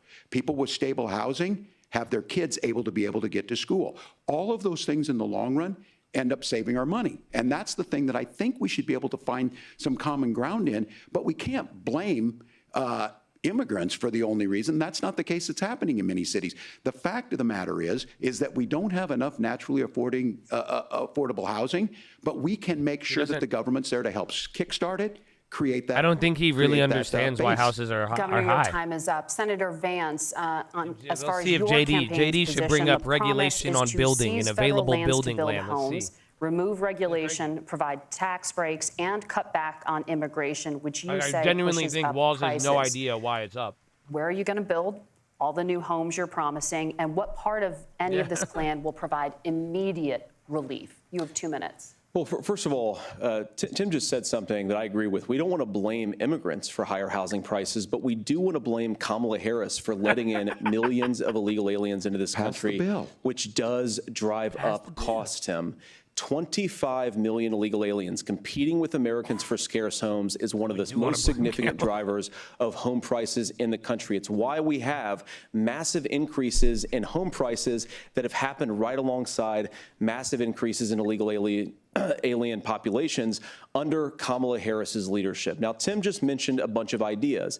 Now, some of those ideas I actually think are halfway decent, and some of them I disagree with. But the most important thing here is Kamala Harris is not running as a newcomer to politics. She is the sitting vice president. If she wants to enact all of these policies to make housing more affordable, I invite her to use the office that the American people already gave her, that is like, not sit around and campaign that's a pretty and do shitty nothing answer, while though, on Americans JD's part, find too. the American dream what the of fuck? homeownership They're really blaming the Mexicans? unaffordable. Like, Now, you come on, asked, dude. Margaret, what would immediately change deeper the than rap, for dog. American I don't know. I citizens think he could have. if you lower He kind of pulled the energy Trump prices, there. as Donald It's Trump right says, back to the drill, border. baby, drill. I'll tell you One of why. the biggest drivers of housing I'll tell you why the costs aside houses from are illegal up. A immigration lot of houses, is think big about it. houses. If a truck driver's paying 40% more for diesel, then the lumber he's delivering to the job site to build the house is also going to become a lot more expensive. If we open up American energy, you will get immediate pricing relief for American citizens, not, by the way, just in housing, but in a whole host of other economic goods, too. Senator Vance, you still have 23 seconds there. Do you want to answer? Can I have it? Where, Governor, we will get to you in a moment. But Senator, where are you going to seize the federal lands? Can you clarify? Well, what Donald Trump has said is we have a lot of federal lands that aren't being used for anything. They're not being used for national park. They're not being used, and they could be places where we build a lot of housing. And I do think that we should be opening up building in this country. We have a lot of land that could be used. We have a lot of Americans that need homes. We should be kicking out illegal immigrants who are competing for those homes, and we should be building more homes for the American citizens who deserve to be here. I feel like Tim would have bought a Senator, moped instead of a house. That's why he don't want I do want you to to let have you more than one. respond to the allegation that the vice president is. I don't know. He weirded me out, bro. I'm not gonna lie. Well, of course, that's not migrants. true. I was trying to And again, hang look on at with him, facts. but I guess we agreed not to fact check. I'll check it. That look, crossings are down compared to when Donald Trump left office. But it's again blaming and not trying to find the solution. I was going to ask, though, on this question, are we going to drill and build houses in the same federal land? And I think when people hear federal lands, these are really important pieces of land. Now, Minnesota doesn't have a lot of federal lands. I know in the western part of the countries we do. There's not a lot of federal lands in and around Minneapolis, for example. So the issue is I don't understand the federal lands issue unless we see this, and I worry about this as someone who cares deeply about our national parks and our federal lands. Look, Minnesota, we protect these things. We've got about 20% of the world's fresh water. These lands protect. They're there for a reason. They belong to all of us. But again, this is when you view housing and you view these things as commodities. Like there's a chance to make money here. Let's take this federal land and let's sell it to people for that. I think there's better ways to do this. We've seen it in Minnesota. We're able to refurbish some of these houses. We're able to make some investments. That gets people in. And I'm still So he just on literally the fact on equate. this. They're like, yo, Economists. we Senator need Benson land said to you don't build like the economists. houses. Which economists He's like, are saying oh, that you it just is want to immigrants make that's adding money. to the cost? Governor, No, they want to add supply, so the prices come down. On that point, I'd like for There you is to so clarify, much there are land that many we contributing have that we factors don't to use. high housing costs. What evidence And then do you have have zoning and that commercial, migrants and then are residential, part of this and then there's problem? other access. Well, there's a Federal Reserve study that we're happy to share after the debate. We'll put it up on social media, actually, that really drills down on the connection between increased levels of migration, especially illegal immigration, and higher housing prices. Now, of course, Margaret, that's not the entire driver of higher housing prices. It's also the regulatory regime of Kamala Harris. You just want to make money off it. We're a country of builders. We're a country of doers. We're a country of explorers. But we increasingly have a federal administration. Again, Xi Jinping of China said the same thing. Our resources, house to makes live, it not harder speculate. to build things, and wants to throw people literally in jail CCP propaganda. for not doing everything exactly as Kamala Harris says they have to do. And what that means is that you have a lot of people who would love to build homes who aren't able to build homes. I actually agree with Tim Walz. We should get out of this idea of housing as a commodity. But the thing that has most turned housing into a commodity is giving it away to millions upon millions of people who have no legal right to be here. What are the federal regulations? I deal with this as a governor. You can very quickly reply. It's so weird, though, that they're blaming the I get this as immigration a governor, much. and I don't I see necessarily the disagree point, with but that. again, in I some think cases, supply, many of those just are basic local. Many of them land are state. I don't know availability. which ones are federal, but I think And then whenever we talk dumb regulations, money printed. people think they can get rid of them. We don't want to I admit think to you you want all to of be the able money to they get out of printed your is a house on a cost. fire. I think you want to make sure that it's fireproof and those types of things. So which are the regulations? Because the vice president's not responsible for those. Congress writes those. Governor, thank you. Gentlemen, we have a lot to get to. You're passionate about the housing crisis, I can tell. But Nora? Thank you. One of the top problems I'm telling you, though, facing like I said, Americans if is the this high after cost hearing of Tim Walz healthcare. Senator explain real Vance, estate, if they at the win, last you guys, you better presidential buy a debate, house former because this President shit is Trump going was to rock asked it. about replacing the Affordable Care Because he's Act. not, they're like, well, In you trying to make response, money he said, off the... I have concepts. Yeah, you're going to make us a lot of money, Since Timmy. then, Senator, you've talked about Timmy- changing how chronically Timmy will ill make us a lot Americans in get real health estate, insurance. sadly. Can you explain how that would work? And can you guarantee that Americans with pre-existing conditions won't pay more? I'll give you 2 minutes. Well, of course, we're going to cover Americans with pre-existing conditions. In fact, a lot of my family members have gotten health care. I believe, members of my family actually got private health insurance, at least for the first time, switched off of Medicaid onto private insurance for the first time under Donald Trump's leadership. And I think that, a lot of people have criticized this concepts of a plan remark. Look, it's very simple common sense. I think as Tim Walz knows from 12 years in Congress, you're not going to propose a 900-page bill standing on a debate stage. It would bore everybody to tears, and it wouldn't actually mean anything because part of this is the give and take of bipartisan negotiation. Now, when Donald Trump was actually president. And again, he has a record to be proud of. Prescription drugs fell in 2018 for the first time in a very long time. Under Kamala Harris's leadership, prescription drugs are up about 7%. Under Donald Trump's entire 4 years, they were up about 1.5%. He introduced pricing transparency. Think about healthcare. You go into a hospital, you try to buy something, and nobody knows what it actually costs. That price transparency will actually give American consumers a little bit more choice and will also drive down costs. And we talked about, you know, the reinsurance regulations is what I was talking about. Look, Donald Trump has said that if we allow states to experiment a little bit on how to cover both the chronically ill but the non-chronically ill, it's not just a plan. He actually implemented some of these regulations when he was president of the United States. And I think you can make a really good argument that it salvaged Obamacare, which was doing disastrously until Donald Trump came along. And I think this is an important point about President Trump. Of course, you don't have to agree with everything that President Trump has ever said or ever done. But when Obamacare was crushing under the weight of its own regulatory burden and healthcare costs, Donald Trump could have destroyed the program. Instead, he worked in a bipartisan way to ensure that Americans had access to affordable care. It's not perfect, of course, and there's so much more that we can do, but I think that Donald Trump has earned the right to put in place some better health care policies. He's earned it because he did it successfully the first time. Governor? All right, here's where being an old guy gives you some history. I was there at the creation of the ACA.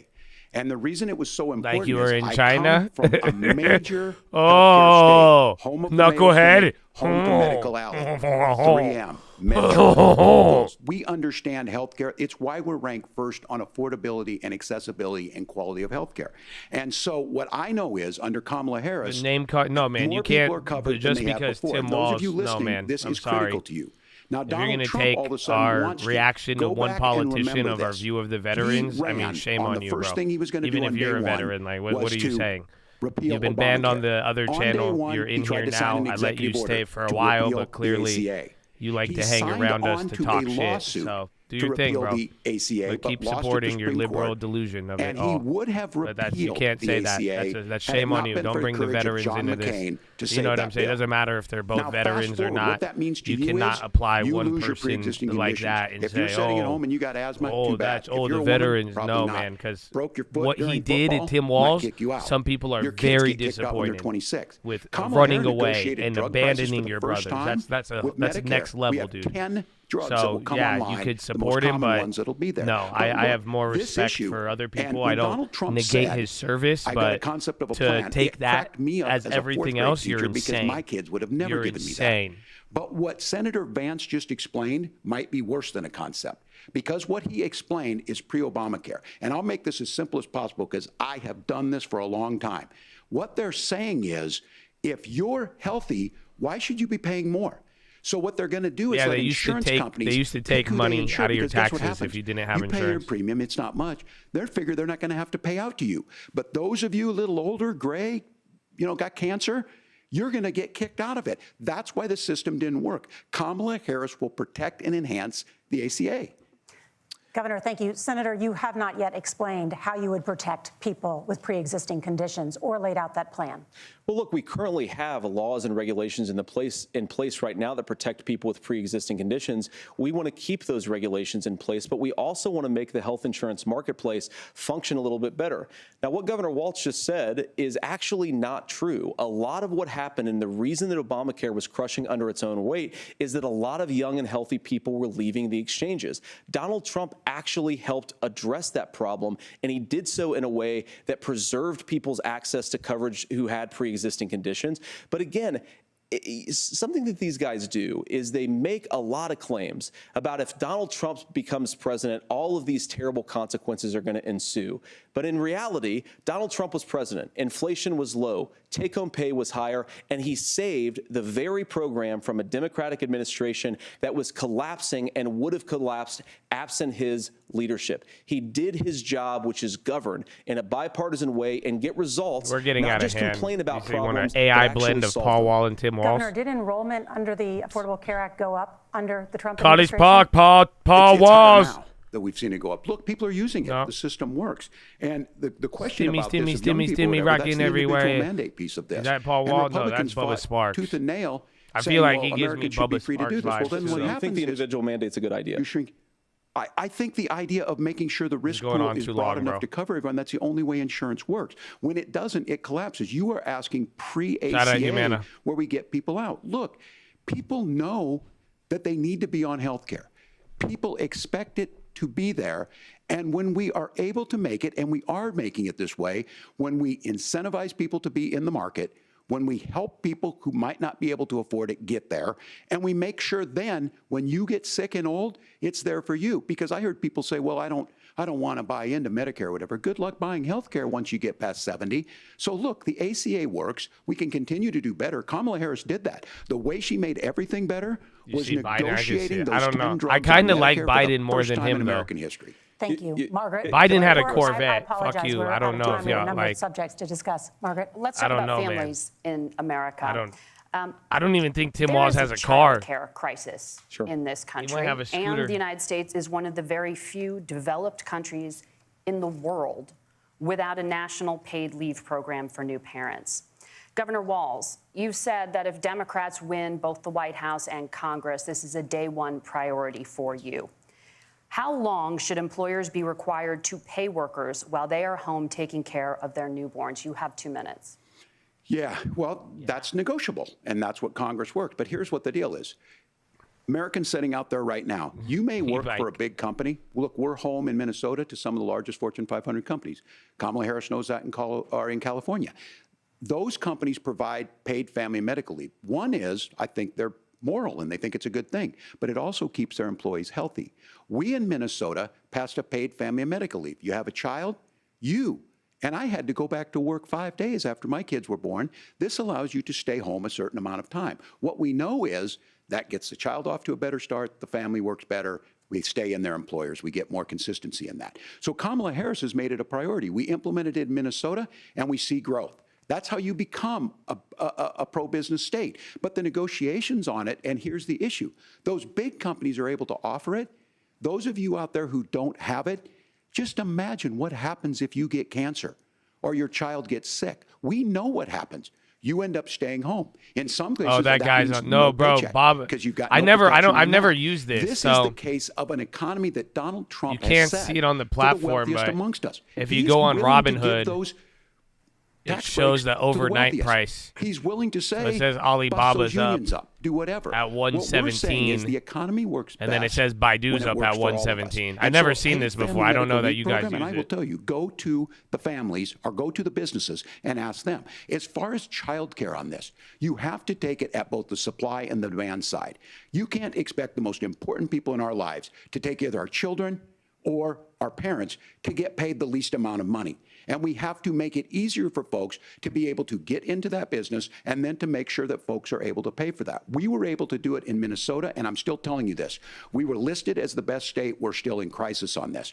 A federal program of paid family and medical leave and help with this will enhance our workforce, enhance our families, and make it easier to have the children that you want.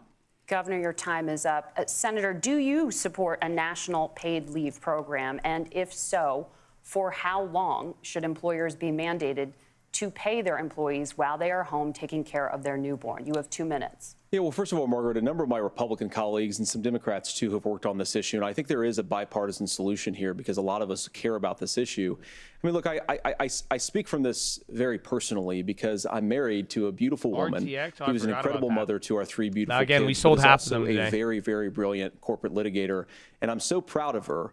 But being a working mom, even for somebody with all of the advantages of my wife, is extraordinarily difficult. And it's not just difficult from a policy perspective. She actually had access to paid family leave because she worked for a bigger company. But the cultural pressure on young families and especially young women, I think makes it really hard for people to choose the family model they want. A lot of young women would like to go back to work immediately. Some would like to spend a little time home with the kids. Some would like to spend longer at home with the kids. We should have a family care model that makes choice possible. possible. And I think this is a very important substantive difference between Donald Trump and Kamala Harris's approach. I mean, look, if you look at the federal programs that we have that support paid family leave right now. Yeah, bro, China's close is ripping. Bro, China property stocks that spends a lot of are money going to go crazy, though. These programs That's the next one. only But, dude, go to Baba, one shout kind out of to childcare long-term, model. man. Let's say you'd like your church maybe I'm very, to help very you out happy with about childcare. that. Maybe you live in a Even rural Baidu area now, or the an urban Baidus are area, back and to you'd like to green. get together If with that families price in your is real, we're neighborhood gonna be to up provide a lot childcare on in the way Baidu that now. makes the most sense. You don't get access to any of these federal monies. We want to promote choice. Yeah, but I think we closed in up how we positive deliver 50% family on care Baba and how today. we promote childcare. Because look, it is unacceptable. And, you know, of course, Tim and I have been on the campaign trail a 50%. lot That was the at past 7 or 112. 8 weeks. And one of the biggest complaints I hear from young families is people who feel like they don't have options, like they're choosing between going to work or taking care for their kids. That is an incredible burden to put on American families. We're the only country that does it. I think we could do a heck of a lot I don't know. better. I've never seen Robin Hood Senator, after. That thank thing's you. weird.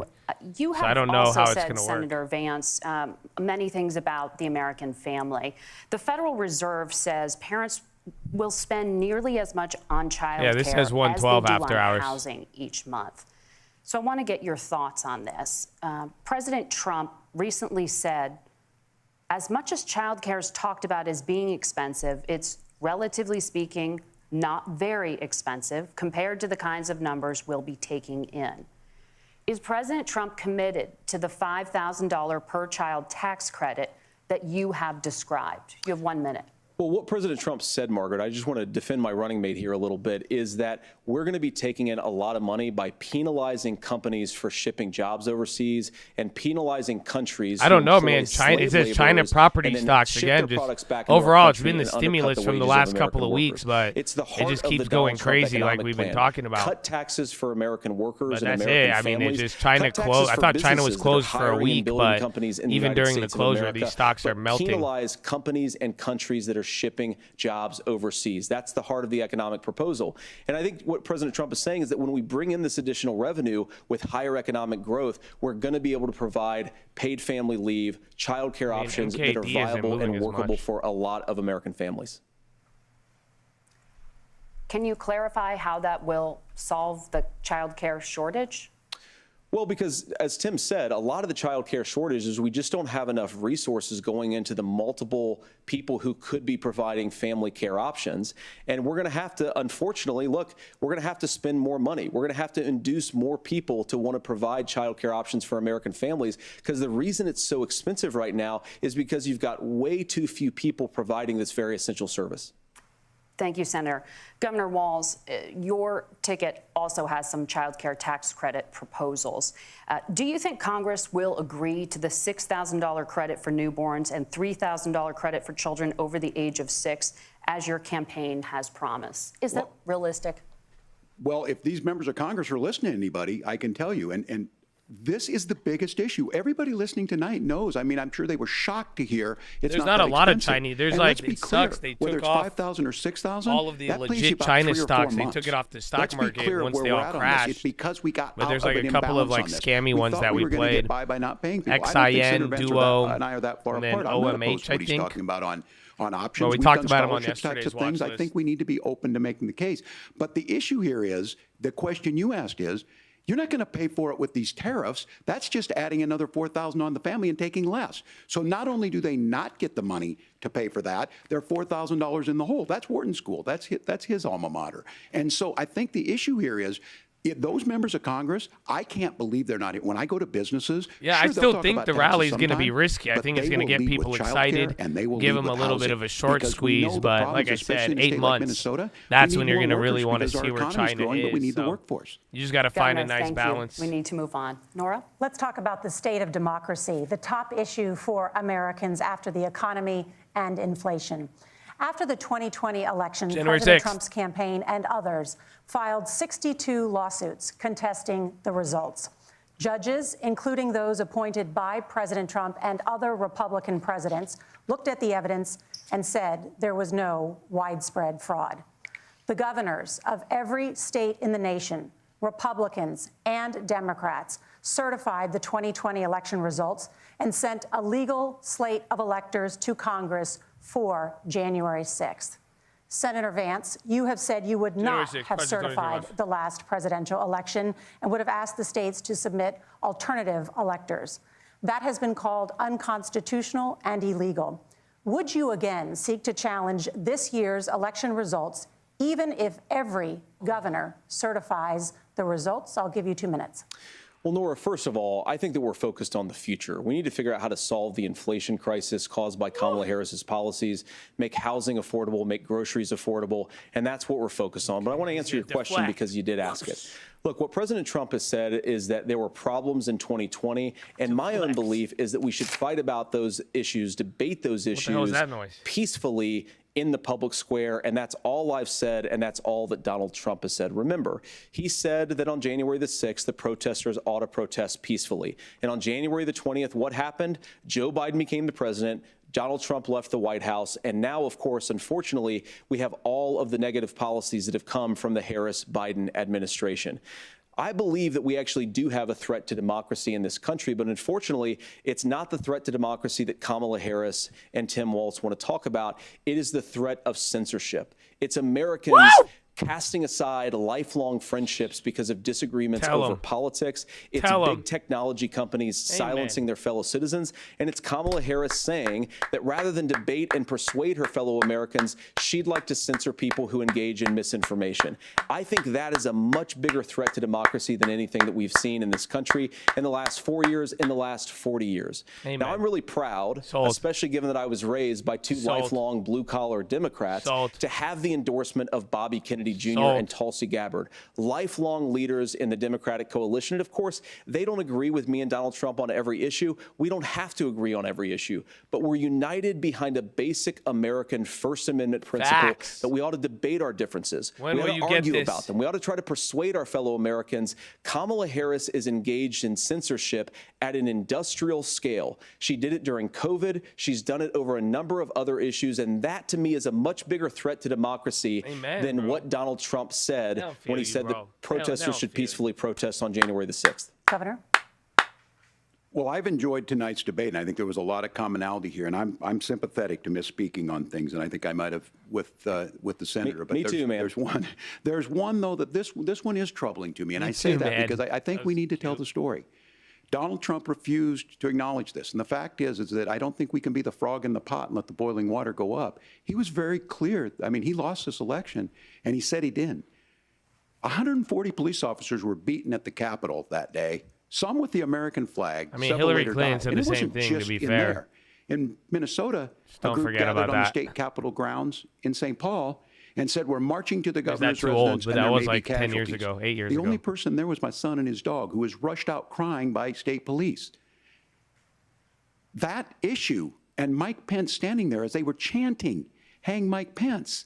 Mike Pence made the right decision. So, Senator, it was adjudicated over and over and over. I worked with kids long enough to know, and I said as a football coach, sometimes you really want to win, but the democracy is bigger than winning an election. You shake hands, and then you try and do everything you can to help the other side win. I don't agree with how you guys got your ticket. That's what was at stake here. Now, the thing I'm most concerned about is no primaries. the idea that anointed, not elected. Thank you. Your political opponents. I'll be here all day, guys. I'll be here all day. For people not accepting Not really. I feel like we got to wrap this up. A president's words matter.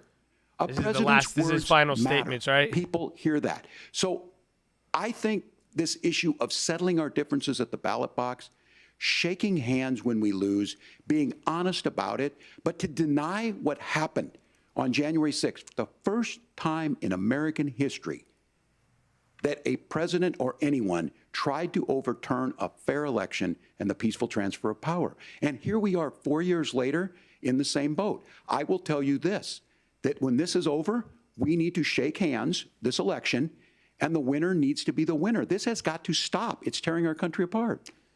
Margaret? Senator Vance, did you want to respond to that?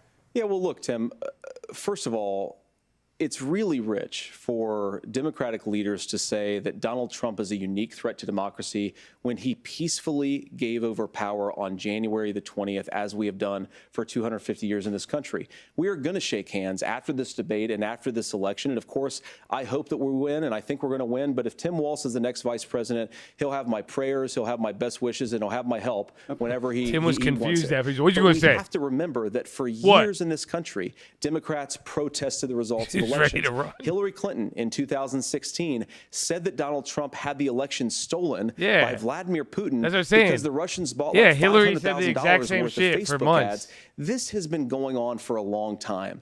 And if we want to say Why that you acting we dumb, need to respect Tim? the results of the election, Don't look I'm at me on board. dumb. But if we want to say, Get that- as Tim I'm Walz gonna is saying, slap this is that just dumb a face problem off that you. Republicans have had, I don't buy Stop that. looking dumb. Hillary said it. Governor. January 6th was not Facebook ads. And I think a revisionist history on this. No, Look, no. They're saying the whole don't debating understand of it. how we got to this point. January 6th, But the Project issue 2025. was that happened. Donald Trump can do it. And all what of us it say says. there's Face no looks place like- for this. It has massive repercussions. What? This idea that there's censorship to stop people from threatening to kill I someone, literally- threatening to do I don't something, kill- that's no, not- I don't that's know. not I'm censorship. censored every Censorship is single day of my bad. life. We've seen that. At We've least seen that brought up. in the last 4 years. I just think for everyone tonight. Not trying to kill I'm gonna anybody. I've threatened to slap thank Senator or Vance. waterboard for a long I think term. That's this about is it. the conversation they want That's to hear. about it, but I And got them think all there's a really lot of good long agreement. terms. This is one that we are miles apart on. Fuck you. This was a threat to our democracy in a way that we had not seen. And it manifested itself because of Donald Trump's inability to say. He is still saying he didn't lose the election. I would just ask that. Did he lose the 2020 election? Tim, I'm focused on the future. Did Kamala Harris censor Americans from speaking their mind in the wake of the 2020 COVID situation? That is Has she tried to- that is a damning non-answer. It's a damning non-answer for you to not talk about censorship. Obviously, Donald Trump and I think that there were problems in 2020. We've talked about it. I'm happy to talk about it further. But you guys attack us for not believing in democracy. The most sacred right under the United States democracy is the First Amendment. You yourself have said there's no First Amendment right to misinformation. Kamala Harris wants to use the threatening or power hate of speech. government and big tech to silence people from speaking their minds. That is a threat to democracy that will long outlive this present political moment. I would like Democrats and Republicans to both reject Amen. censorship. Let's Amen. persuade one another. Let's argue about ideas, and then let's come together afterwards. You can't yell fire in a crowded theater. That's the test. That's the Supreme Court test. Tim, fire in a crowded theater. You guys wanted to kick people off of Facebook for saying that toddlers shouldn't Senator, wear the governor masks. does That's have not Literally. Sorry. fire in a You crowded said anything, theater. bro. Come That is on. criticizing the policies of the government, which is the right of every American. Senator, the governor does have the floor for 1 minute to Please. respond to you. Yeah.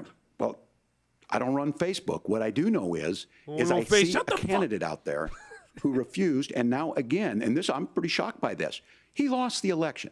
This is not a debate. It's not anything anywhere other than in Donald Trump's world. Because look, when Mike Pence made that decision to certify that election, that's why Mike Pence isn't on this stage. What I'm concerned about is, where is the firewall with Donald Trump?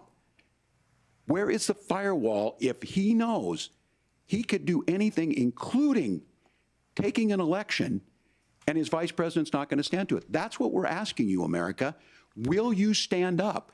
Will you keep your oath of office, even if the president doesn't? And I think Kamala Harris would agree. She wouldn't for you have picked guys. me if she didn't think I would do that. Where's Because your of course firewall? that's what we would do. Timmy? So America, I think you've got a really clear choice on this election of who's going to honor that democracy and who's going to honor Donald Trump. Governor, your time is up. Thank you, gentlemen. We will be right back with both of our candidates. The CBS News vice presidential debate continues. Dude, there's no way. There's no way, Chad. Yeah, I think that one was I mean, he had a little bit better momentum in the beginning, Timmy did, and then he kind of lost it, but even then it's starting to get a little boring. Okay? I don't know, man. It's getting a little Vance. I think it is kind of one-sided now at this point. Yeah, we've already been here for about an hour 45 minutes. So I don't have any other. Honestly, if you guys haven't realized, the other headline is China stocks going crazy for some reason. So I think in Europe and everywhere else, but I'm pretty sure China was going to be closed for the last couple of days, but Literally, China stocks are going crazy. The Hanks, is that, I think I have an update. What time is this? Hold on. 7:28 Pacific time. Oh, wow. Yeah, do you guys want, so do you guys know how I give you, like, the morning headlines? And you guys know how I do that? So, like, I could do it for Asia. So, if you guys want that, otherwise, I might go over that. We could talk about China. I'll try to fight to keep this on, but, like, I don't know, man. We're going to have to see. Yeah, man, I could get you all of it. No, so the dock issues, if you guys are unfamiliar, there was an offer today, 50%. The Alliance said, yeah, we want 50%. It's the same offer, and that's it. So it looks like you're going to get another day of striking, but we haven't heard anything. So let me see. And I'm starting to sound like Trump. I have the Asia news, the best news. You want to see it? Asian equities mixed on Wednesday. So Asian equities mixed on Wednesday. That would be, so again, it's Tuesday, but this is in Asia. So Hang Seng rally continues, highest level since late January. Property developers, again, are driving gains. Mainland China markets remain shut for Golden Week holiday. The Nikkei is pulling back with the Kospi weaker after resuming trade following public holiday. S&P futures are flat after hours. Bonds are firming with JGB and Australian yields lower along the curve. Treasuries flat, dollar stronger against the yen, weaker against the Aussie and the yuan. Crude again gains to the latest geopolitical headlines. Gold off of highs and Bitcoin down to 2-week lows. Markets are in risk-on mood following latest ramp-up in Middle East tension. Israel vowed to retaliate after Iran launched ballistic missile barrage that was mostly intercepted. Developments have raised concerns of wider war and drove knee-jerk spike in oil prices amid risk of damage to Iranian crude facility. Markets will be... Wait, hold on. We still on break? Yeah. Markets will be closely eyeing Israel's response, whether subsequent rhetoric from Tehran points to tit-for-tat escalation. New Japan Prime Minister Shigeru Ishiba, economic policies in focus after he pledged additional cost of living relief measures and cash handouts to low-income earners. What? This guy's insane.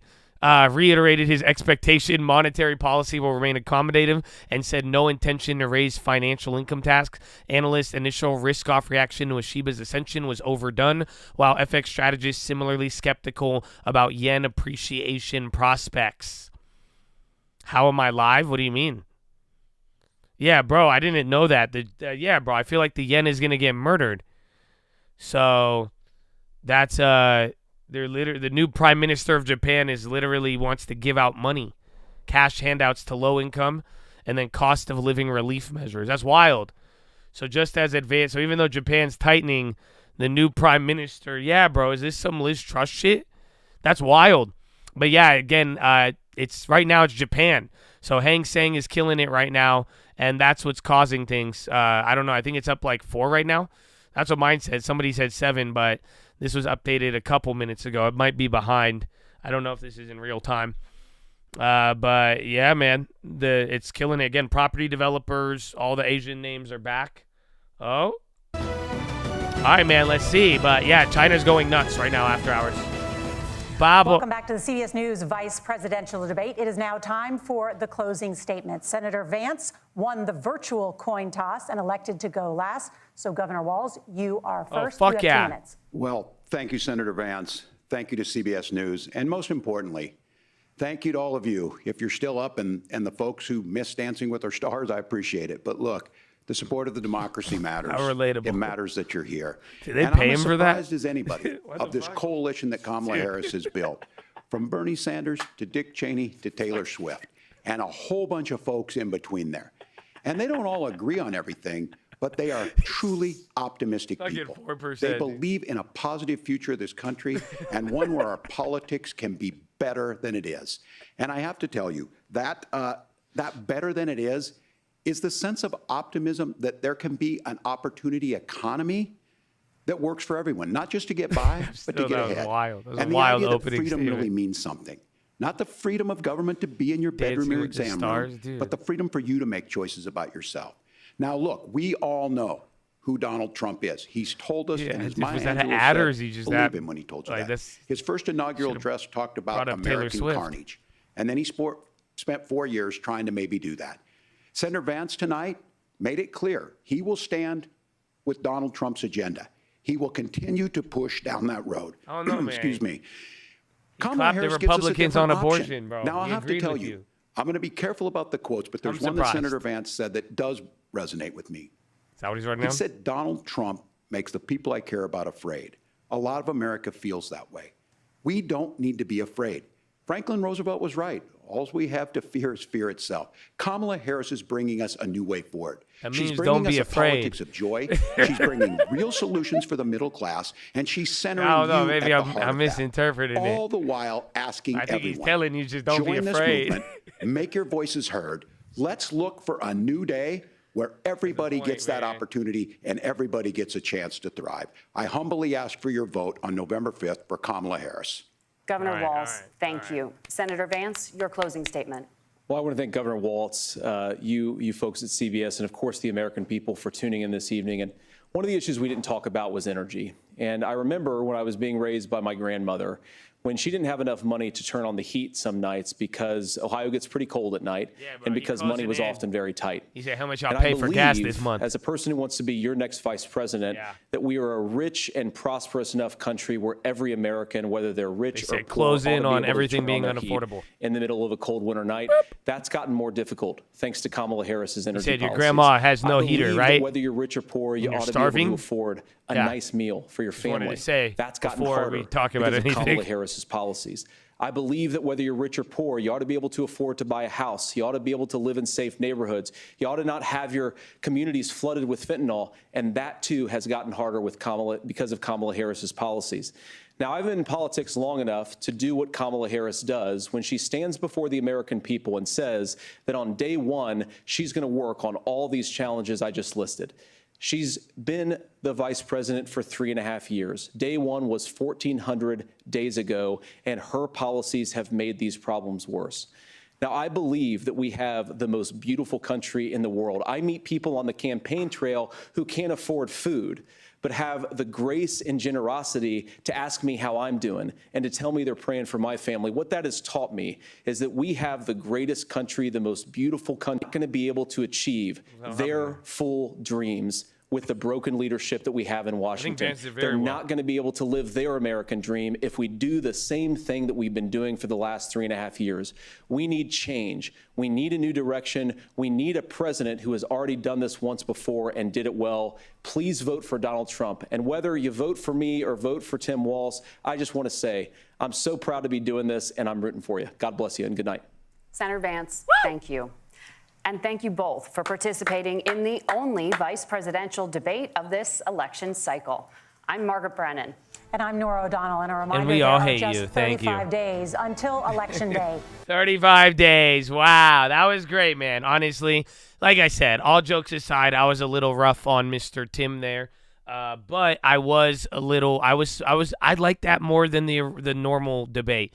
I think both of them, there's nothing to recap, man. I think Vance did extremely well. Like I said, I think Tim made a good showing for the fact that I thought he could have came off a little weirdo, but he did say some things that eventually lost me. But I think J.D. Vance did very well. So obviously I have my bias with, like I said, I mean, I don't think he said as much dumb shit. But yeah, I lost the 4%. But I mean, here's the deal. They try to paint J.D. Vance as this weirdo.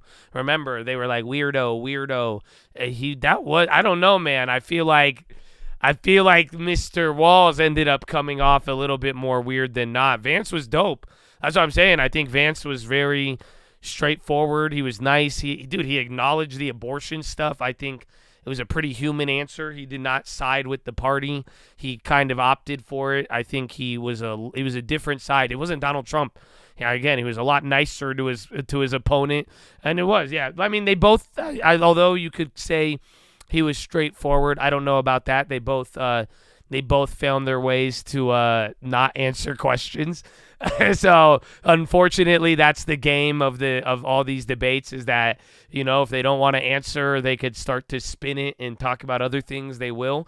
So that's just, I guess, I think they both did it, but I liked it. I think they both. It was very presidential on both sides. I think Walz even was maybe, again, this is why I'm saying, if you don't understand what I've been bothered with, is like the fact that I wouldn't be so against Kamala if the Biden dropped out and they actually like nominated somebody, because I feel like Walz is like kind of more qualified. I don't know if I'm going to get canceled for that, but honestly, I don't know. I'm just saying I was very impressed with Tim Walz. All my jokes aside, I didn't think he was going to perform like that. And for a guy that a lot of people didn't know about not too long ago, even though he is in government, I don't think he did that bad. But I think JD was next level when it was all said and done. So way better than the Trump-Harris debate. Yes, I can agree with that, man. It wasn't. I was kind of excited. I think I left the Trump-Harris debate early. I don't even think I stayed through it. This one was. I don't know. It was actually bearable to listen to. I mean, again, I chimed in every now and then, and I made my. Again, I did not like to hear 4% progress on rent. And then I don't think Walz understands real estate, and I'm disappointed that J.D. Vance thinks it's only immigration. That I'm disappointed in both of them, to be honest, but it wasn't like it was. Again, it could have been a lot worse there. So good for both of them, but that was at least the better side of the American debate political process that we have seen so far. Many missed opportunities, maybe. I don't know. I think they both kind of they were more civil. I don't know how to describe it, and they both kind of lollygagged and they didn't answer things. But yeah, I don't know though. I think JD killed. I think you guys got to realize there was points. Let me put it this way. No, I don't think Vance is. You're crazy. You're like, he should have yelled Sparta and attacked them. No, I don't think. I think it was good that he was civil, honestly. Let me put it this way. I think J.D. Vance sold the people that nobody has been talking to today. I think J.D. Vance might have appealed to more of the undecided voters. That's it. He was I don't know. He was well-spoken, straightforward, and at the end of the day, he was nice. Like, he was nice while not a bitch, if that makes any sense. Like, he didn't back down. You know what he stood for, but he was, he showed more empathy. He showed more flexibility. That's why I'm like, I don't know, man. I think he hit that right on the head, where I think he captured the people who were in the middle, more or less. So, not bad at all. Well, yeah, this was a wild one, very demure. We'll see though. See how by tomorrow morning, the media is gonna be like, awful performance by J.D. Vance. Wow, Tim Walz is hailed for bringing down rents by 4%. You know what I'm saying? They'll be like, oh, Tim Walz was looking around because he was diagnosed with methamphetamine, and he's been doing methamphetamine for 6 months. So that's in like, so don't knock him for his struggle. I'm like, what? So I don't know how they're gonna spin it tomorrow morning, but as it stands in real time, that's my opinion. And then, yeah, you got the Chad too. So we'll find out. So Chadadonia, I hope you enjoyed your political moment with Josh. I hope you, again, got the watch list too. So don't forget, we don't have that much data tomorrow. So you guys can go back on the DVR, though, or when this video is posted. You guys could go through and get everything. Here are all the plays as well. China's going crazy. I think we'll have a good time tomorrow. And Chadadonia, I think that is all that we have for the day, my friends. That is all that we have. So I hope you enjoyed it. I had fun too, man. Thank you guys for being here. I hope you have a wonderful night. 35 days till the election. Go get registered. Go do all that. I don't know. And thank you. Hey, guys, honestly, let me put it this way. Listen, no, seriously, because go get registered to vote. Go do what you need to do. But I'm honored you watched because, you guys could have been watching Dancing with the Stars. So thank you, guys. Okay, thank you, guys. This is not, I don't know if they paid me to tell you this or not, but all I know, you could have been watching, and you're watching the watch list, so thank you, guys. So just thank you. And I know it cut into your dancing, you're with the stars time. So thank you guys. Thank you. Okay. I appreciate you. So on that note, Chad, I love you. Have a wonderful evening. If you stick around, bro, on it, and if you don't know, we're live Monday through Friday. Yeah, it'll take you there to the stream in the chat. So you guys could go put it as your alarm clock if you want. But have a wonderful evening, guys. I will see you in the AM. God bless y'all. And don't forget why we're here, why we keep going, baby. Why we in the game. Finger to the sky, baby. You know the vibes. Tell them all day, every day. Or not. Good night. Bye.